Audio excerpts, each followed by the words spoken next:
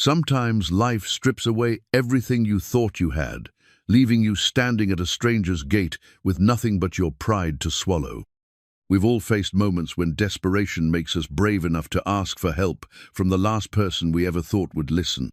When Josie Mallory's father died, he left her with debts that could bury a town and winter closing in like a fist. Every ranch door slammed shut until she found herself begging at the gate of Elias Boone, giant of a man with stone-cold eyes and a reputation that scared grown men. "Please take me, I'll do anything," she whispered through tears. His answer changed everything. "Will you marry me?" Not for love, but for survival. He needed a wife to keep his land. She needed shelter before the snow claimed her life. But when you share a roof with someone, when you see them rescue orphaned calves and mend your broken things without asking, something deeper than duty starts to grow. What happens when their year-long bargain becomes the greatest love either of them has ever known? Before we jump back in, tell us where you're tuning in from. And if this story touches you, make sure you're subscribed, because tomorrow I've saved something extra special for you. The wind had teeth in rawhide flats, the kind that bit through wool and leather and found the tender places where hope used to live. Josie Mallory pulled her father's old coat tighter as she walked the main street, feeling the weight of curious stares from shop windows. 3 weeks had passed since they'd buried Samuel Mallory in the rocky ground behind the church, and the whole town seemed to be holding its breath, waiting to see what would become of his daughter. Rawhide Flats wasn't much to look at, a collection of weathered buildings huddled against the Montana wind like frightened animals. But it had been home for all of Josie's 24 years, and she'd never imagined leaving it. The general store where she'd bought penny candy as a child, the church where her mother had sung in the choir before consumption took her 10 years back, the small cabin on Willow Creek where she'd nursed her father through his final, painful months. These places held every memory she treasured. Now the bank wanted to take it all. Josie's fingers traced the crumpled notice in her coat pocket, the paper worn soft from her anxious handling. 60 days to settle her father's debts or lose everything. The medical bills alone could choke a horse. Dr. Patterson had been kind enough not to press for immediate payment while her father was dying, but kindness didn't pay for medicine or put food on his family's table. She'd tried everything she could think of. The millinery shop had no need for another seamstress. The hotel restaurant couldn't afford extra help. Mrs. Henderson at the boarding house had looked genuinely sorry when she explained that her own daughter needed the housekeeping position Josie had hoped for. Door after door, the same gentle rejections, the same sympathetic smiles that offered no real solutions. The men's work paid better ranch work, cattle driving, the hard labor that built the West, but no respectable outfit would hire a woman for such things. Not when winter was coming and they needed hands who could handle the brutal, cold, and dangerous animals without becoming a liability. All except one. Elias Boone's spread lay 15 miles northeast of town, a vast kingdom of grass and cattle that stretched to the horizon. Folks said he ran 10,000 head on land that had been in his family since before the railroad came through. They also said he was a hard man, silent as winter stones and twice as cold. Josie had seen him in town perhaps a dozen times in her life, a giant of a man who towered over other cowboys like a mountain over hills. His dark hair and weathered face spoke of long days under the sun, and his eyes held the kind of distance that came from seeing too much of life's harsh truths. The stories about Elias Boone were the stuff of saloon whispers and church social gossip. Some said he'd killed a man in Colorado and fled north to escape justice. Others claimed he'd been a soldier in some forgotten war, that the scars on his hands came from battles no decent person should know about.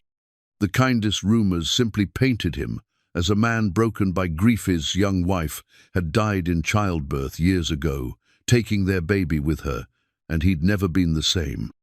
What everyone agreed on was that he was fair in his business dealings, paid his hands well, and kept to himself. His ranch, the Double B, was the largest and most prosperous in 3 counties. If any operation could afford to take on an extra hand, even a desperate woman with more determination than experience, it would be his. The ride out to the Double B had cost Josie her last $2 for a horse and wagon from the livery, money she couldn't spare but had to spend. She'd dressed in her father's old work clothes, hoping to look capable and practical rather than feminine and fragile. Her hands shook as she held the reins, not from the cold, but from the knowledge that this was her final chance. The Boone Ranch house sat in a valley protected by rolling hills, a solid structure of logs and stone that spoke of permanence and prosperity. Smoke rose from the chimney, and she could see cattle dotting the grassland that stretched in every direction. Corrals and outbuildings clustered around the main house like planets around the sun, everything built with the careful planning of a man who intended his work to last generations. Josie pulled up at the main gate, her courage faltering as she saw the massive figure emerge from the barn. Elias Boone stood at least 6.5 feet tall, his shoulders broad enough to block the sun. He wore simple working clothes, denim and flannel and leather butt on his frame. They looked like armor. His face was all hard angles and stern lines, the kind of face that had forgotten how to smile. He approached her wagon with the measured pace of a man who never hurried, his boots crunching on the frost-covered ground. When he looked up at her, his eyes were the color of storm clouds, gray and unreadable. "Miss Mallory." His voice was deep and quiet, the kind that didn't need volume to command attention. "Heard about your father. My condolences." "Thank you, Mr. Boone." Josie's voice came out smaller than she'd intended. She cleared her throat and tried again. "I came to ask about work." Something shifted in his expression, not quite surprise, but a subtle tightening around his eyes. "Ranch work?" "Any work. I'm not afraid of hard labor, and I learn quick. I can cook, clean, mend, tend animals, whatever you need." The words tumbled out faster than she'd planned, desperation making her voice climb higher. "I won't ask for much in wages, just enough to—" "No." The single word hit her like a physical blow. Josie felt her last hope crumble, felt the weight of 60 days and impossible debts settle on her shoulders like stones. "Please." The word escaped before pride could stop it. "Mr. Boone, I'll do anything. I'm strong, I'm willing, I won't cause trouble." Or, "Miss Mallory." He held up a hand, and she fell silent. "It's not about your character or abilities. I don't hire women for ranch work. Too dangerous, too hard on someone your size. But winter's coming. We'll be moving cattle through snow and ice, dealing with wolves and blizzards that can kill a man in minutes. I won't have your death on my conscience." Tears burned her eyes, and she blinked them back furiously.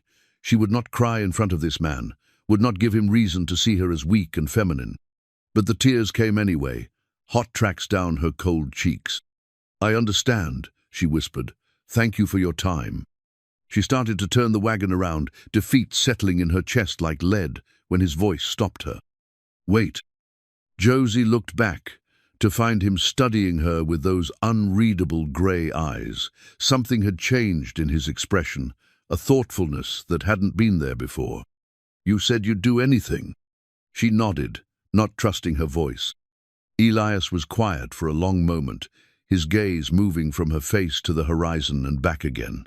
When he spoke, his words were carefully measured, as if he were feeling his way through unfamiliar territory. "There's something I need, not ranch work, but—" He paused, seeming to wrestle with the words. "It's complicated. I don't understand. My father left specific terms in his will, conditions that must be met for me to keep this land." His jaw tightened, and she could see that whatever he was about to say cost him something. "I need a wife." The words hung in the cold air between them like smoke. Josie stared at him, certain she'd misheard. "I'm sorry, what?" "Marriage, legal and binding. The will specifies that I must be married by my 35th birthday, or the land passes to my cousin in Denver." His voice remained steady, but his hands clenched and unclenched at his sides. "That's 6 months from now." Josie's mind reeled. Of all the things she'd imagined he might say, this had never occurred to her. Marriage to a stranger, to this silent giant of a man who supposedly had blood on his hands and ice in his veins. "Why me?" she managed to ask. Because you need something I can provide, and I need something you can provide. It would be a business arrangement, nothing more. You'd have a home, security, enough money to pay your father's debts. I'd keep my land. For how long? A year. After that, we could end it quietly if that's what you wanted. Or, he shrugged, the gesture oddly vulnerable on such a large man. We'd see. The practical part of Josie's mind, the part that had balanced her father's books and stretched every penny through his illness, began calculating. A year of security, debt paid, a roof over her head through the brutal Montana winter. It was more than she'd dared hope for when she'd driven out here this morning. But the woman in her, the part that had dreamed of love and children and a marriage built on tenderness, recoiled from the cold practicality of it. What would people say? That Elias Boone finally found a woman brave enough to have him, a ghost of something that might have been humor flickered in his eyes. They're not wrong. Despite everything, Josie almost smiled. There was something unexpectedly gentle in his dry observation, a self-awareness that spoke of intelligence beneath the intimidating exterior. I don't know you, she said. No, you don't. But you know I'm honest in my dealings, and I pay my debts. Ask anyone in town, my word is good. It was true. For all the dark rumors about Elias Boone's past, no one questioned his integrity in business. When he said he'd do something, it got done. When he owed money, it got paid. This is crazy, Josie whispered. Yes, he agreed, but sometimes crazy is all we have left. The wind picked up, sending leaves skittering across the ground between them. Josie pulled her coat tighter and studied this man who was offering her salvation in the strangest possible form. He wasn't handsome in the conventional sense. His features were too harsh, his manner too intimidating. But there was something solid about him, something that spoke of bedrock reliability beneath the forbidding exterior. And she was out of options. If I said yes, she began slowly, what would you expect from me? To be my legal wife, to live in my house. Beyond that, he shrugged again, we'd figure it out as we went. And if I wanted to leave after a year, you'd be free to go, with enough money to start over wherever you chose. The offer was impossible, impractical, and exactly what she needed. Josie closed her eyes and thought of her father's grave, of the debts that would follow her no matter where she went, of the approaching winter that could kill her as surely as any bullet. When she opened her eyes, Elias was still watching her with that patient, unreadable expression. When would this happen? Soon. The legal paperwork needs to be filed, and winter doesn't wait for anyone's convenience. Josie took a deep breath, tasting the sharp air and the promise of snow it carried. In 6 months, she would be 25 years old. She'd spent her entire adult life caring for her dying father, watching her youth slip away one medical bill at a time. Maybe it was time to be practical instead of romantic, to choose security over sentiment. All right, she said, the words coming out steady and sure despite the chaos in her heart. I'll marry you, Mr. Boone. Something flickered across his face, relief, perhaps, or satisfaction at a problem solved. Elias, he said, if we're going to be married, you should call me Elias. Elias, she repeated, testing the name on her tongue. It felt strange and formal, like trying on clothes that didn't quite fit. We'll go to town tomorrow morning, talk to the preacher, file the papers. He paused, and for the first time since she'd arrived, he looked uncertain. Are you sure about this, Miss Mallory?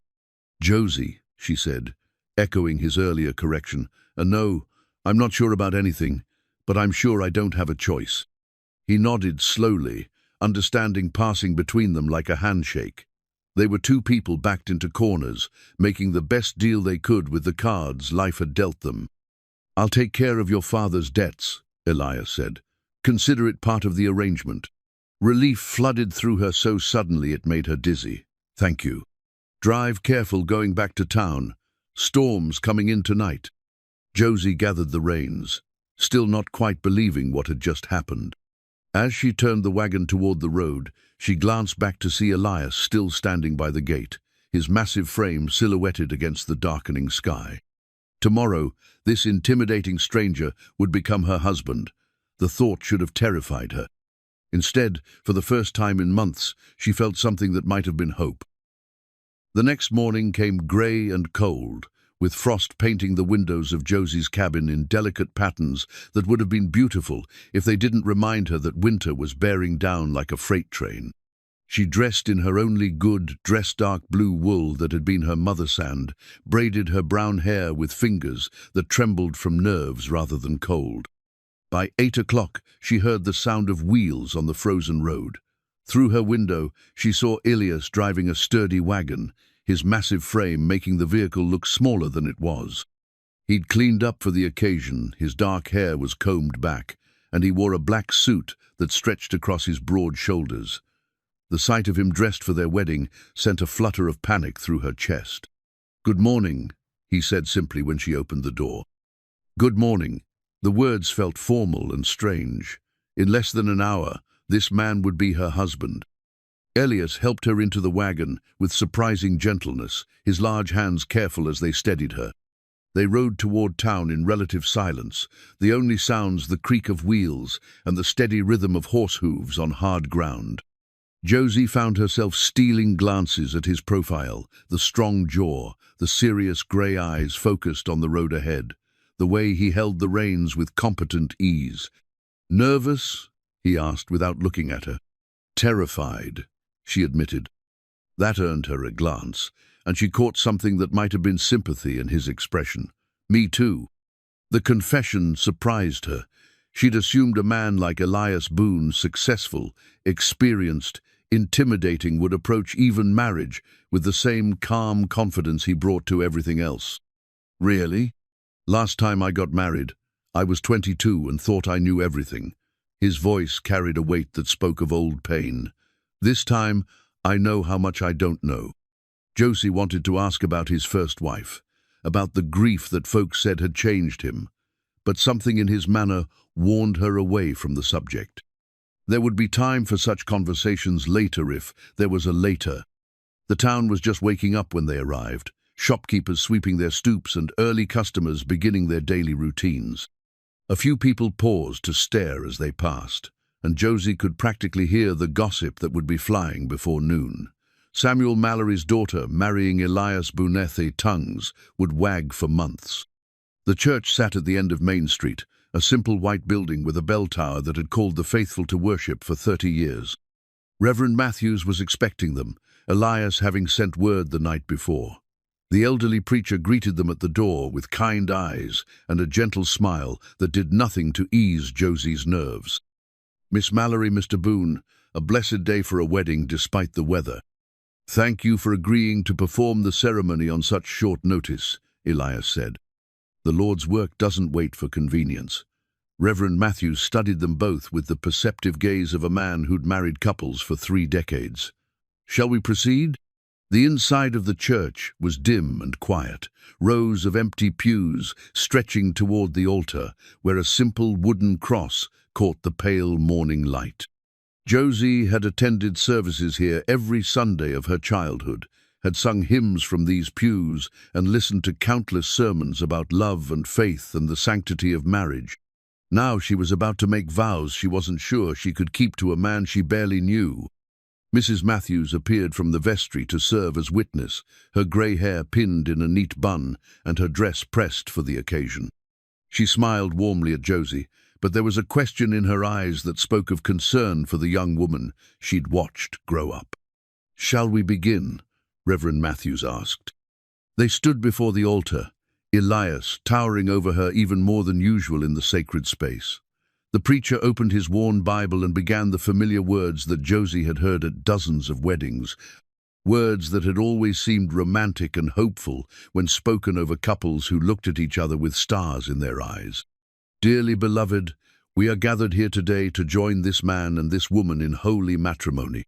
The ceremony felt both eternal and rushed, the words washing over Josie like water over stone. She heard herself respond at the proper moments, heard Elias's deep voice making the same promises she was making. When it came time for rings, he produced a simple gold band from his vest pocket. "It was my mother's," he said quietly, his fingers gentle as he slipped it onto her hand. The ring was slightly too large, but it was beautiful in its simplicity, worn smooth by years of wear, warm from being carried against his heart. The gesture touched something deep in Josie's chest, a recognition that this might be a practical arrangement, but it wasn't without meaning. When Reverend Matthews pronounced them husband and wife, Elias looked down at her with an expression she couldn't read. For a moment, she thought he might kiss her. It was traditional, expected, but instead he simply nodded, as if sealing a business agreement. "Congratulations, Mr. and Mrs. Boone," the preacher said, shaking both their hands. "May the Lord bless your union."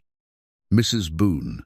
The name felt foreign in Josie's mind, like a coat that belonged to someone else. She was no longer Josie Mallory, the spinster daughter caring for her dying father. She was Mrs. Elias Boone, wife to one of the most successful ranchers in 3 counties. The transformation felt impossible. They signed the marriage certificate in the church office, their names flowing together on the official document that would change both their lives. Elias's handwriting was bold and precise, while hers looked small and uncertain beside it. "I'll file this with the county clerk today," Reverend Matthews assured them. "You're legally married in the eyes of God and the territory of Montana." Outside the church, the day seemed brighter despite the grey sky. A few townspeople had gathered, drawn by curiosity about the sudden wedding. Josie recognized the banker, Mr.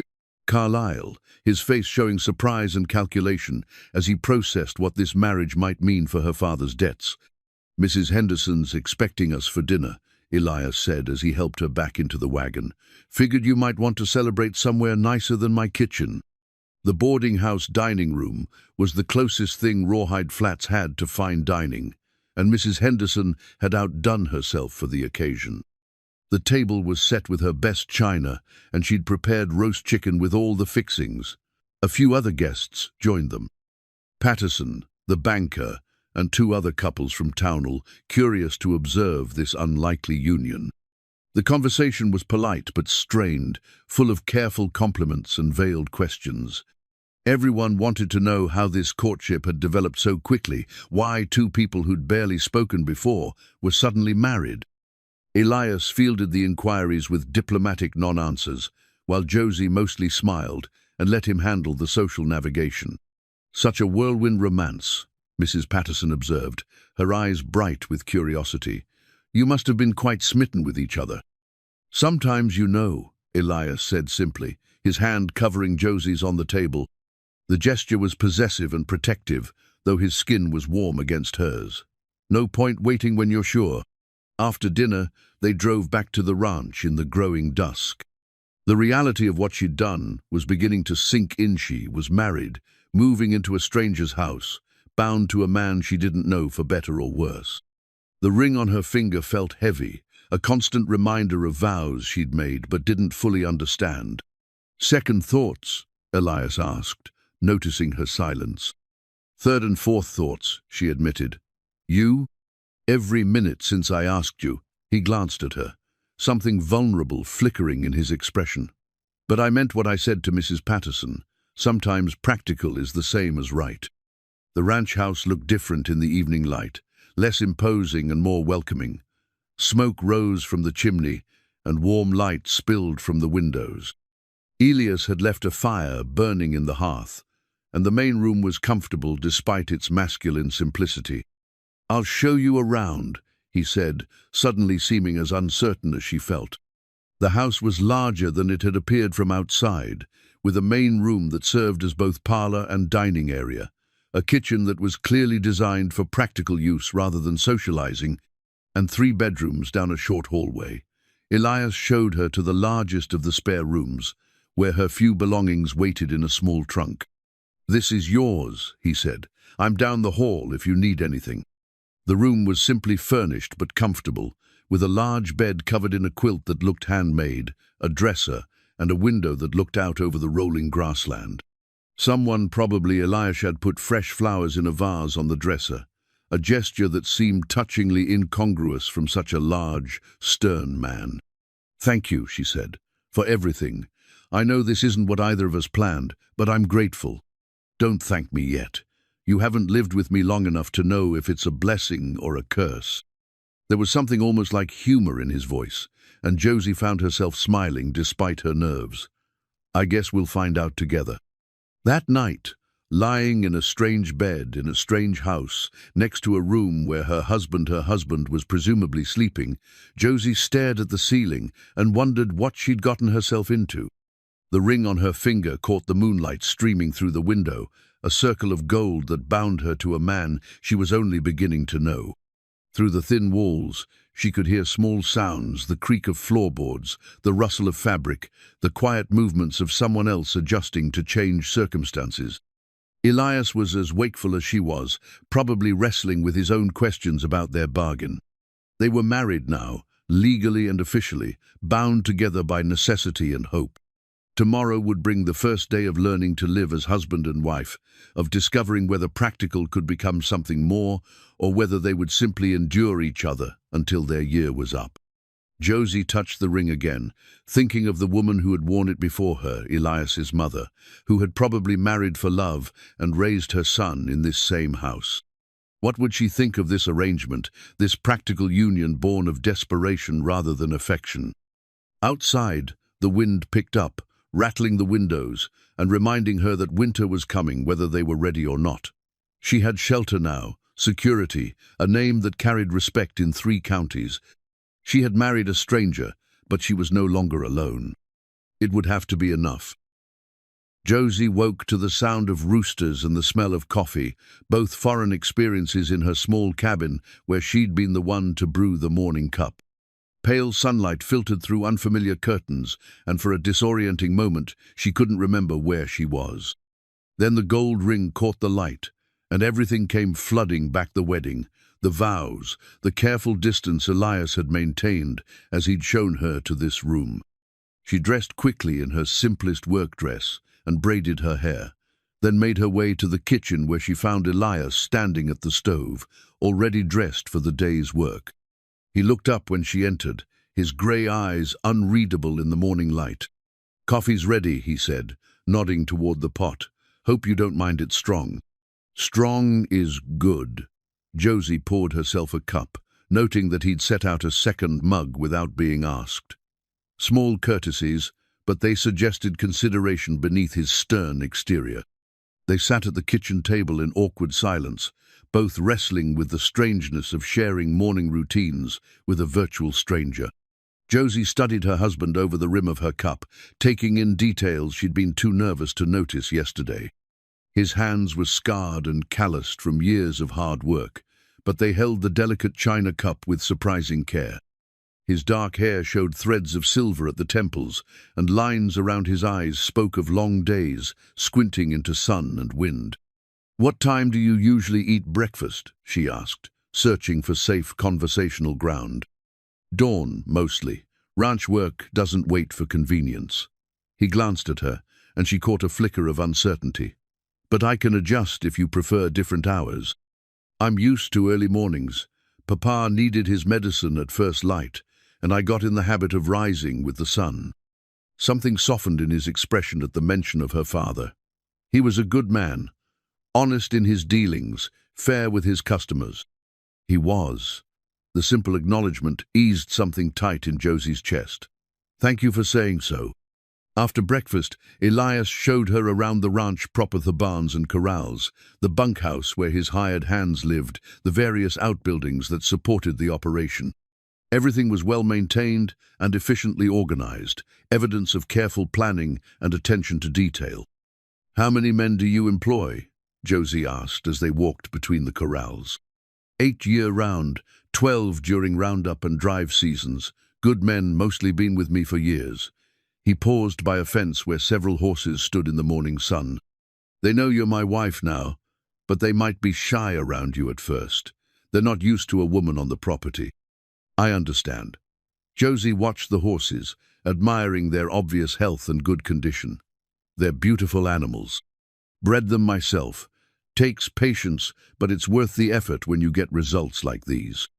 There was pride in his voice, the first real emotion she'd heard from him since their awkward wedding dinner. Here, talking about his work and his animals, Elias seemed more at ease, more himself. "Could I help with anything? I know my way around horses, and I'm good with sick animals." He studied her for a moment, as if weighing her capabilities. "We'll see. Ranch work is different from keeping chickens and a milk cow." It wasn't dismissive, exactly, but it wasn't encouraging either. Josie felt the familiar sting of being underestimated because of her size and gender. She'd spent 3 years nursing her father through a wasting illness, managing their small household, and handling the financial chaos of mounting medical bills. She was stronger than she looked. But this wasn't the time to argue. She was the newcomer here, the interloper in Elias's carefully ordered world. She would have to prove herself gradually, earn his trust and respect through actions rather than words. The day settled into an uncomfortable rhythm of polite distance. Elias went about his usual work while Josie explored the house, familiarizing herself with the kitchen and trying to determine what domestic improvements she could make without overstepping boundaries. The place was clean but spare, functional rather than comfortable. It needed a woman's touch curtains, cushions, the small comforts that turned a house into a home. She found her mother's recipe book in her trunk and spent the afternoon planning meals that would use the supplies in Elias's well-stocked pantry. Cooking had always been her solace, the one domestic skill where she truly excelled. Perhaps she could win her new husband's approval through his stomach, if nothing else. When evening came, she had a pot roast waiting, with vegetables from the root cellar and fresh bread that filled the house with warm, yeasty fragrance. Elias arrived as the sun was setting, his boots heavy on the porch steps. "Smells good in here," he said, hanging his hat by the door. "I hope you're hungry. I made enough for an army." "Ranch appetite," he said simply, but there was something approving in his tone. They ate by lamplight, the meal more comfortable than breakfast had been. Elias complimented the cooking briefly, but sincerely, and Josie felt a small glow of satisfaction. This, at least, she could do well. "Tell me about the ranch," she said as they lingered over coffee.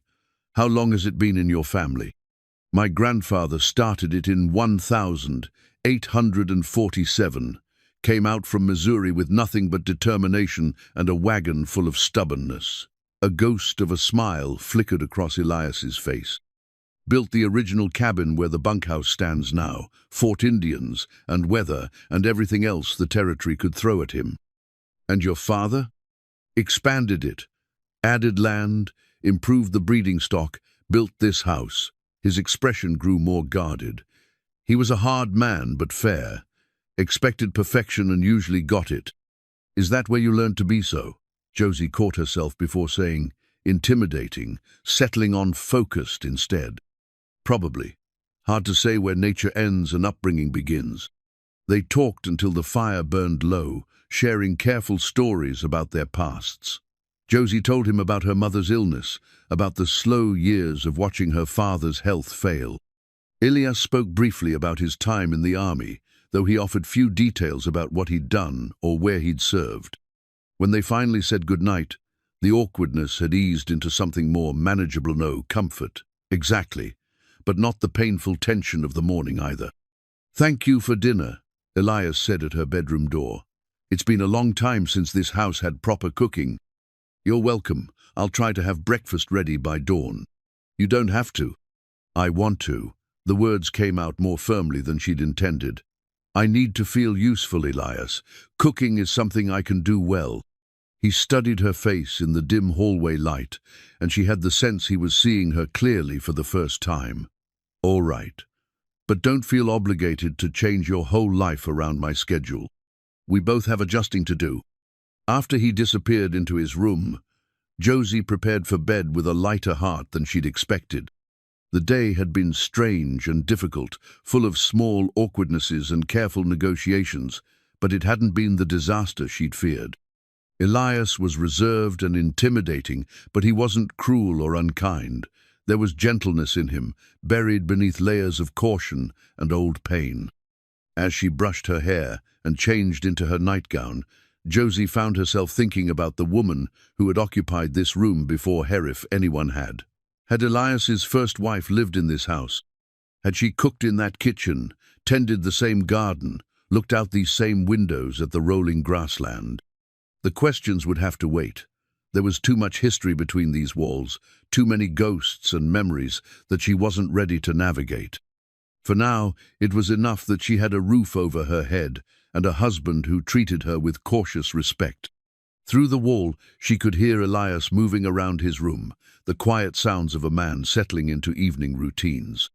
Tomorrow would bring new challenges, new opportunities to prove herself and find her place in this strange new life. But tonight, for the first time in months, she wasn't worried about money or medical bills or the approaching winter. Tonight, she was safe. A week into their marriage, Josie discovered the broken rocking chair in the barn loft, hidden beneath old horse blankets like a shameful secret. The chair was beautiful, had been once with carved wooden arms and a gentle curve that spoke of countless hours spent in quiet contemplation. Now one rocker was cracked, the seat sagged, and the whole structure tilted at a dangerous angle. She was exploring the barn, while Elias worked with the horses in the corral, familiarizing herself with the layout of her new world. The loft was full of stored equipment and forgotten treasures, including a trunk of women's clothes that made her heart clench with understanding. His first wife's belongings, carefully preserved and equally carefully hidden away. "You shouldn't be up there." Elias's voice from below made her jump.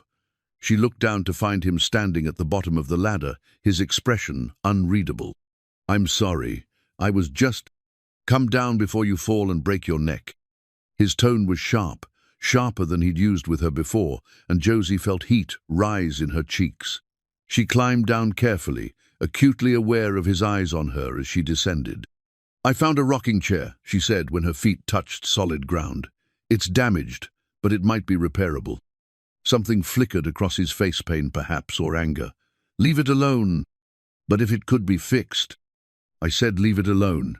The words came out harder than before, final as a closing door. Josie studied his face, seeing the tension in his jaw, the way his hands had clenched into fists. Whatever the story was behind that chair, it still had the power to hurt him. "All right," she said quietly. "I'm sorry I disturbed anything." Elias looked at her for a long moment, and she saw the exact instant when he realized he'd been harsh with her. His shoulders dropped, and he ran a hand through his dark hair. "No, I'm sorry. I shouldn't have snapped at you. It's just..." He paused, struggling with words. "That chair belonged to my first wife. She used it when she was expecting our baby." Understanding hit Josie like a physical blow. The chair wasn't just furniture, right? It was a memorial to dreams that had died, to hopes that had been buried in the small cemetery behind the church. "I understand," she said softly. "I won't go back up there. The whole loft is full of her things. I kept meaning to..." He shrugged helplessly. "Couldn't bring myself to get rid of them. Couldn't stand to look at them either." "How long has it been?" 7 years this spring." His voice was quiet, distant with memory. "Her name was Sarah. She was 19 when we married, sweet as summer honey and twice as precious. The pregnancy was hard on her, but she was so excited about the baby, used to sit in that chair for hours, talking to him, singing little songs. They'd known the baby was a boy, had probably chosen names and made plans for his future. The weight of Elias's loss settled on Josie's shoulders like a heavy cloak. "She died in childbirth?" "Both of them. Sarah fought for 3 days, but she was too small, and the baby was too big. Dr. Patterson did everything he could, but..." Elias's voice broke slightly, and he cleared his throat. "She made me promise to be happy again someday. Last thing she said to me." Josie felt tears prick her eyes. No wonder this man was so guarded, so careful with his emotions. He'd already given his heart completely once, and it had been shattered beyond repair. "I'm sorry," she whispered. "I can't imagine losing someone you loved so much." "That's why this arrangement works," Elias said, his voice steadying. "No expectations, no promises we can't keep, just practical partnership." But even as he said it, Josie heard the loneliness underneath the practical words. 7 years was a long time to grieve alone, a long time to live in a house full of ghosts. "Would it help if I organized her things?" she asked carefully, not to get rid of them, But to store them properly, some of those dresses are silk. They'll be ruined if they're not cared for. Elias considered this for a long moment. You wouldn't mind? Of course not. She was your wife, the mother of your child. Her memory deserves respect. Something shifted in his expression, surprise, perhaps, or gratitude. Thank you. That's kind of you. We're all carrying someone's memory, Elias. The least we can do is carry it with dignity. That afternoon, while Elias worked with the cattle, Josie climbed back into the loft with proper storage material, cedar blocks, lavender sachets, and clean cotton sheets. She worked slowly and carefully, treating each item with the reverence due to a woman who had been deeply loved. The clothes told a story of their own. Wedding dress of ivory silk, carefully preserved and yellowed only slightly with age. Everyday dresses in cheerful colors, many showing signs of having been let out to accommodate a growing belly. A baby blanket, half finished, the knitting needles still holding stitches that would never be completed. Josie found herself weeping as she worked, mourning for a woman she'd never met and a child who'd never drawn breath. The tragedy of it was overwhelming, young love cut short, dreams destroyed, a future that had died before it could begin. When she climbed down from the loft hours later, her dress was dusty and her heart was heavy. Elias was waiting in the barn, apparently having finished his work early. "How are you managing?" he asked, his voice gentle. "It's heartbreaking," Josie admitted. "She had such beautiful things. She must have been very excited about the baby." She was. Used to plan everything, what we'd teach him, how we'd expand the house when he got older, what kind of man she hoped he'd become. Elias's voice carried the weight of old pain. "She would have been a wonderful mother. She would have been lucky to have you as his father too." Elias looked at her sharply, as if surprised by the compliment. "What makes you say that?" "The way you are with the animals. I've watched you with the horses, the way you gentle them instead of breaking them. That takes patience and kindness." Josie brushed dust from her skirt, suddenly embarrassed by her boldness. "A man who can be tender with animals would be tender with children. Sarah used to say the same thing." He was quiet for a moment, lost in memory. "She said I'd be the kind of father who'd teach his son to be strong, but never cruel." She was right.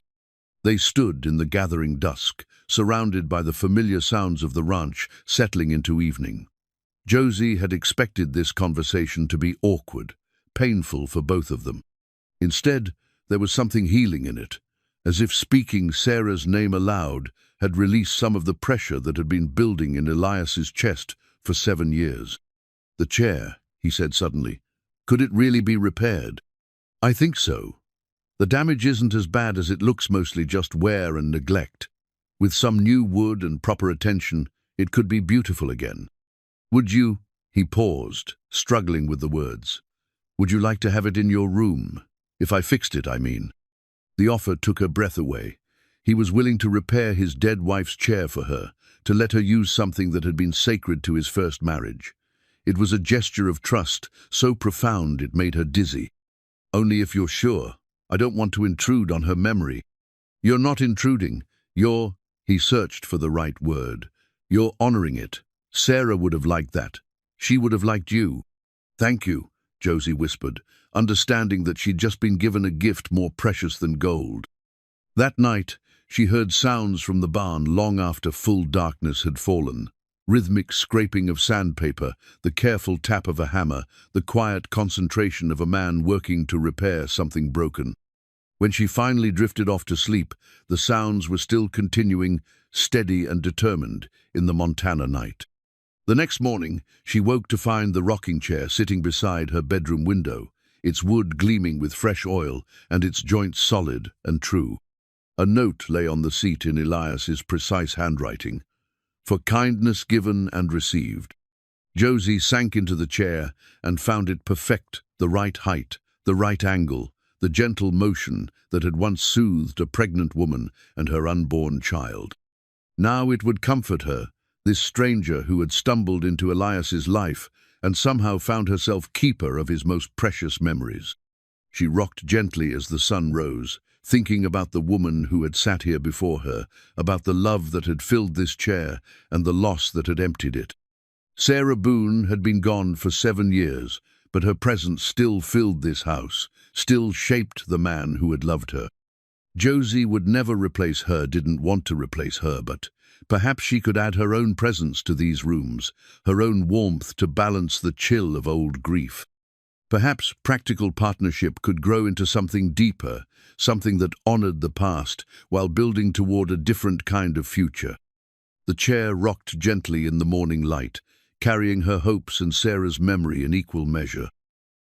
Winter arrived early that year, blowing in on a November wind that rattled the windows and sent cattle huddling together for warmth. Josie had been married to Elias for 6 weeks, and they'd settled into a rhythm that was comfortable, if not quite natural, careful politeness, shared meals, and conversations that skimmed the surface of deeper waters.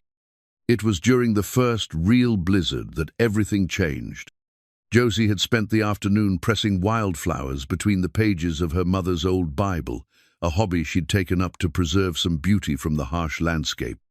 The flowers were simple prairie roses, Indian paintbrush, black-eyed Susan's butt. She loved their delicate colors and the way they reminded her that even in this unforgiving country, lovely things could grow. The storm hit just as the sun was setting, wind howling down from the mountains with a fury that shook the house to its foundations. Elias came in from the evening chores with snow in his hair and ice forming on his moustache. "Bad one," he said, stamping his boots and hanging up his coat. "Could last 3 days." Josie looked out the window at the wall of white that had swallowed the landscape. "The cattle. They'll huddle in the draws where there's shelter. We've moved them to the winter pastures already. They know how to survive." But she could see the worry in his eyes, the way he kept glancing toward the windows, as if he could see through the storm to check on his animals. This was a man who took responsibility seriously, who felt the weight of every life under his care. They ate dinner by lamplight, while the wind screamed around the house like a living thing. The flames flickered with each gust, and occasionally the whole structure would shudder, as if it might lift off its foundations. "House has weathered worse storms than this," Elias said, noticing her nervous glances at the ceiling. "My grandfather built it to last. It's just so loud. I've never heard wind like this. Mountain storms are different from valley weather. Sound carries differently up here, hits harder." As if to prove his point, a particularly vicious gust slammed into the house, making the dishes rattle on the table. The lamps flickered ominously, and somewhere in the darkness beyond the kitchen, they heard the crash of something falling. "I'd better check that," Elias said, rising from his chair. He returned a few minutes later with the news that a tree branch had broken one of the parlor windows, and snow was already drifting inside. They spent the next hour boarding up the opening with whatever materials they could find, working together to hammer boards into place while the storm raged just inches away. "That should hold until morning," Elias said as he surveyed their makeshift repair. "We'll have to replace the glass when the weather clears." But the storm wasn't finished with them. Around midnight, as they sat by the fire trying to stay warm, the lights went out completely. The wind had knocked down the power lines, leaving them in darkness except for the flickering firelight. "I'll get more wood," Elias said, but when he tried to open the front door, it wouldn't budge. Snow had drifted against it, trapping them inside. "The back door?" Josie suggested. That was blocked, too. They were effectively prisoners in their own house, with only the wood already inside to keep them warm until the storm passed. "How long will the fire last?" Josie asked, trying to keep the panic out of her voice. "Depends on how careful we are with it. Maybe 12 hours if we're smart about it." Elias looked around the room, taking inventory. "We'll need to stay close to the fireplace, conserve heat." They dragged the mattress from her bedroom into the main room, along with every blanket and quilt they could find. It felt strangely intimate, this shared sleeping arrangement, born of necessity, but there was no alternative. The temperature was dropping by the hour, and the fire was their only source of warmth. "I'm sorry," Elias said as they arranged the bedding. "This isn't what you signed up for when you married me." "Blizzards aren't anyone's fault," Josie replied, but she was thinking about more than the weather. 6 weeks of marriage, and this was the closest they'd been to each other physically and emotionally. The crisis was stripping away the careful politeness they'd maintained, revealing something more honest underneath. They lay down fully clothed under the pile of blankets, the fire crackling between them and the storm raging outside. The intimacy of it was overwhelming his scent, the sound of his breathing, the warmth radiating from his large frame. "Tell me about the flowers," he said quietly. "What flowers?" "The ones you've been pressing. I've seen you working with them in the afternoons." Josie was surprised he'd noticed. "Just wild flowers from around the ranch. I thought they were beautiful, and I wanted to preserve them. My mother used to do the same thing, had books full of pressed flowers from every place we lived." His voice was soft in the darkness. "She said it was her way of holding on to the good moments." "That's exactly it. Even when everything seems harsh and difficult, there's still beauty if you look for it." Sarah never understood that. She was always trying to plant gardens that wouldn't grow in this climate, fighting the land instead of working with it. He paused. "You see what's already here?" It was the most personal thing he'd ever said to her, and Josie felt something shift between them in the firelit darkness. They were talking around the edges of deeper truths, circling feelings neither of them was ready to name. "I pressed some prairie roses last week," she said. "The ones that grow wild by the creek. They're small, but the color is so intense. Show me tomorrow, if you'd like." They fell quiet after that, listening to the storm and the fire. Josie was acutely aware of Elias beside her, the way his breathing eventually deepened into sleep while she lay awake watching the flames dance on the hearth. She studied his face in the firelight, the strong features relaxed and somehow younger in sleep. This was her husband, this complicated man who carried his grief like armor and showed kindness in small, careful gestures. He'd married her for practical reasons, just as she'd married him. But lying here in the storm-wrapped darkness, she realized her feelings had grown beyond practicality. She was falling in love with him. The knowledge should have terrified her, but instead it brought a strange peace. Love wasn't part of their bargain, wasn't something either of them had planned or expected. But it was happening anyway, growing quietly in the spaces between their careful conversations and shared meals. When she finally drifted off to sleep, it was to the sound of his breathing and the storm outside, safe and warm beside the man who was becoming more than a husband of convenience. She woke to find snow still falling, but the wind much quieter. Elias was already up, feeding the fire and making coffee on the hearth. "Storm's breaking," he said when he saw her stirring. "Should be able to dig our way out by afternoon." "How are the animals?" "I can see some of the horses from the front window. They're huddled but alive. Cattle know how to weather storms like this, they'll be fine." They shared breakfast by the fire, and Josie found herself reluctant to return to normal routines. The forced intimacy of the storm had broken down barriers between them, created an honesty that she didn't want to lose. "Elias," she said as they finished eating, "last night, when we talked about the flowers, I meant it. I'd like to see them." "That's not what I was going to say." She gathered her courage. "I was going to say that I'm glad we were trapped together, glad we had to really talk to each other." He looked at her for a long moment, something unguarded in his expression. "So am I. Are we friends now? Real friends, I mean, not just polite strangers sharing a house." "I think we might be." "Good." Josie smiled, feeling lighter than she had in weeks. "Because I was getting tired of being so careful all the time." "Me too." When they finally dug their way out that afternoon, the world had been transformed. Snow covered everything in pristine white, broken only by the tracks of rabbits and the distant shapes of cattle moving through the draws. It was beautiful and harsh, and somehow perfect like everything else about this strange life she'd stumbled into. That evening, as they sat by the fire in their restored parlor, Josie showed Elias her pressed flowers. He examined each one carefully, asking questions about where she'd found them, what drew her to their particular beauty. "This one," he said, touching a delicate prairie rose. "Sarah would have loved this." It wasn't a comparison or a judgment, just an observation, shared between friends. And Josie realized that she no longer felt threatened by his first wife's memory. Sarah was part of Elias's story, part of what had made him the man sitting beside her now. There was room in his heart for both the woman he'd lost and the woman he was learning to know. The pressed flowers lay between them like promises small, beautiful things preserved against time and weather, holding their color long after the original blooms had faded. Like the feelings growing between them, fragile but real, worth protecting against whatever storms might come. 3 weeks after the blizzard, Josie sat at the kitchen table with a piece of paper and a pen that trembled in her hand. She'd been trying to write this letter for days, but the words never came out right. How do you tell a dead man that you found something you never expected to find? Dear Papa, she finally wrote, I hope you're at peace. I hope Mama is with you, and you're both watching over me in this strange new life I've chosen. She paused, staring out the window at the snow-covered landscape.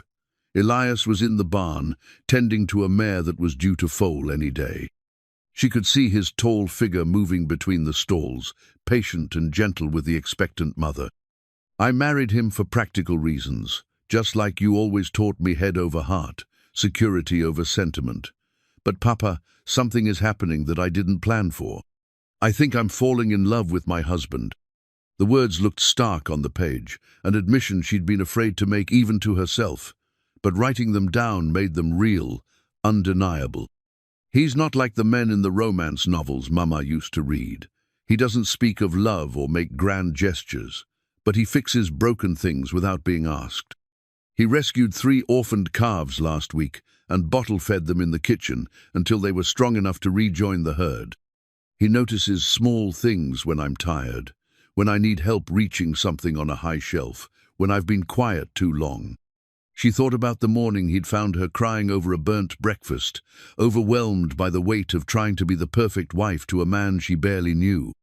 Instead of scolding her or dismissing her tears, he'd simply cleaned up the mess and made her sit down while he cooked eggs and bacon with the competent efficiency of a man who'd been caring for himself for years. Yesterday, I found him reading in the parlor after dinner, not ranch business or account books, but poetry. Papa, this hard, intimidating man was reading Walt Whitman by lamplight, and when he saw me watching, he wasn't embarrassed. He just asked if I'd like him to read aloud. She remembered sitting in Sarah's rocking chair, while Elias's deep voice filled the room with words about grass and stars and the beauty of ordinary things. His reading voice was different from his speaking voices, softer, more musical, as if the poetry unlocked something in him that daily conversation couldn't reach. I'm afraid, Papa, afraid that I'm falling in love with a man who can't love me back, not the way he loved his first wife. But I'm also afraid that I won't fall completely, that I'll hold back and miss something wonderful because I'm too scared to risk my heart. The kitchen door opened, and Elias came in with snow on his boots and cold reddening his cheeks.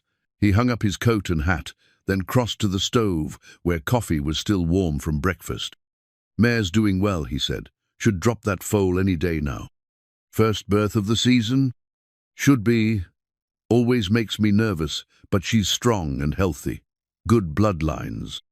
Josie watched him pour coffee, noting the way his large hands handled the delicate cup with care. Everything about Elias was careful, controlled, as if he'd learned to measure every gesture and word. Elias, she said impulsively, what did you want to be when you were young? Before you inherited the ranch, I mean. He looked surprised by the question. Why do you ask? I was just wondering. You're so good at this life, it's hard to imagine you ever wanting anything else. He sat down across from her, cradling his coffee cup in both hands. I wanted to be a teacher. Really? Loved books, loved learning. Thought I'd like to help children discover the same joy in reading that I'd found. He smiled ruefully. My father had other plans. Said the ranch needed a man who understood the land, not someone with his head in the clouds. Do you regret it?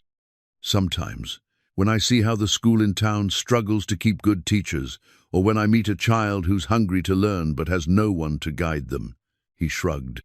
But this is good work too. Honest work that feeds people and builds something lasting. You could still teach, not in a formal school, but Josie gestured toward the window, where several of the ranch hands were working. Some of those men can barely read their own names. You could help them? Maybe. But she could see the idea taking root in his mind, adding another layer to her understanding of this complex man. "What about you?" he asked. "What did you dream of before? Before Papa got sick?" Josie finished the thought he'd been too tactful to complete. "I wanted to write. Stories, maybe a novel someday. I used to fill notebooks with tales about brave women and distant places." "Do you still write?" "Not stories. Just letters like this one." She gestured toward the unfinished letter on the table. "Who are you writing to?" Josie felt heat rise in her cheeks. "My father. I know it sounds foolish, but sometimes I need to tell him things, and writing letters helps me think through my feelings." Instead of mocking her, Elias nodded seriously. "I used to talk to Sarah's grave. Still do, sometimes, when I'm wrestling with difficult decisions." "What do you tell her?" "About the ranch, mostly. Changes I'm making, problems I'm facing. Sometimes about—" He paused, looking directly at Josie. "Sometimes about how different life is now." The words hung between them, weighted with meaning neither was quite ready to explore. Josie felt her pulse quicken, sensing they were approaching dangerous territory, the acknowledgement of feelings that could complicate their careful arrangement. "Different? How?" she asked softly. "Warmer, less lonely, like the house is alive again instead of just a place where I sleep." Her breath caught.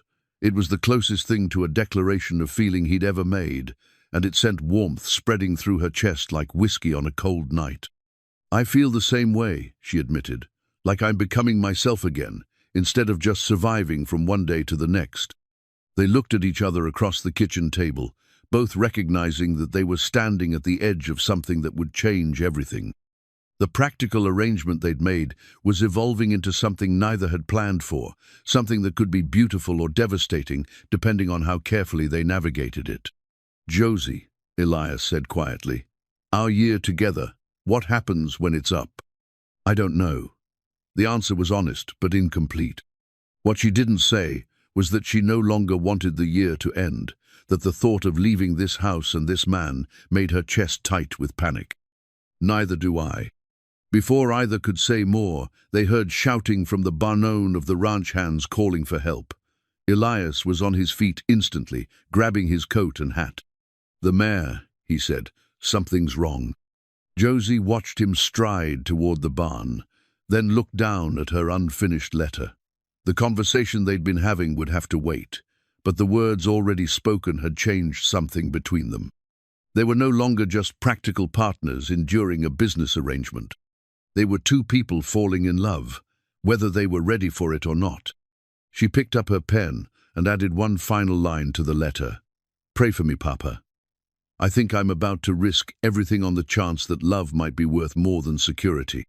Then she folded the letter carefully and tucked it into her mother's Bible, pressed between the pages like one of her wildflowers, a fragile, beautiful thing preserved against an uncertain future. The official-looking document arrived on a Tuesday morning in March, carried by a courier who rode hard from town and insisted on waiting for a response. Josie was hanging laundry when she saw the man approach, and something about his urgency made her stomach clench with foreboding. Elias read the papers in the kitchen while she poured coffee for their unexpected guest, his face growing darker with each line. When he finished, he set the documents down with deliberate calm, but his hands were trembling with suppressed rage. "What is it?" Josie asked.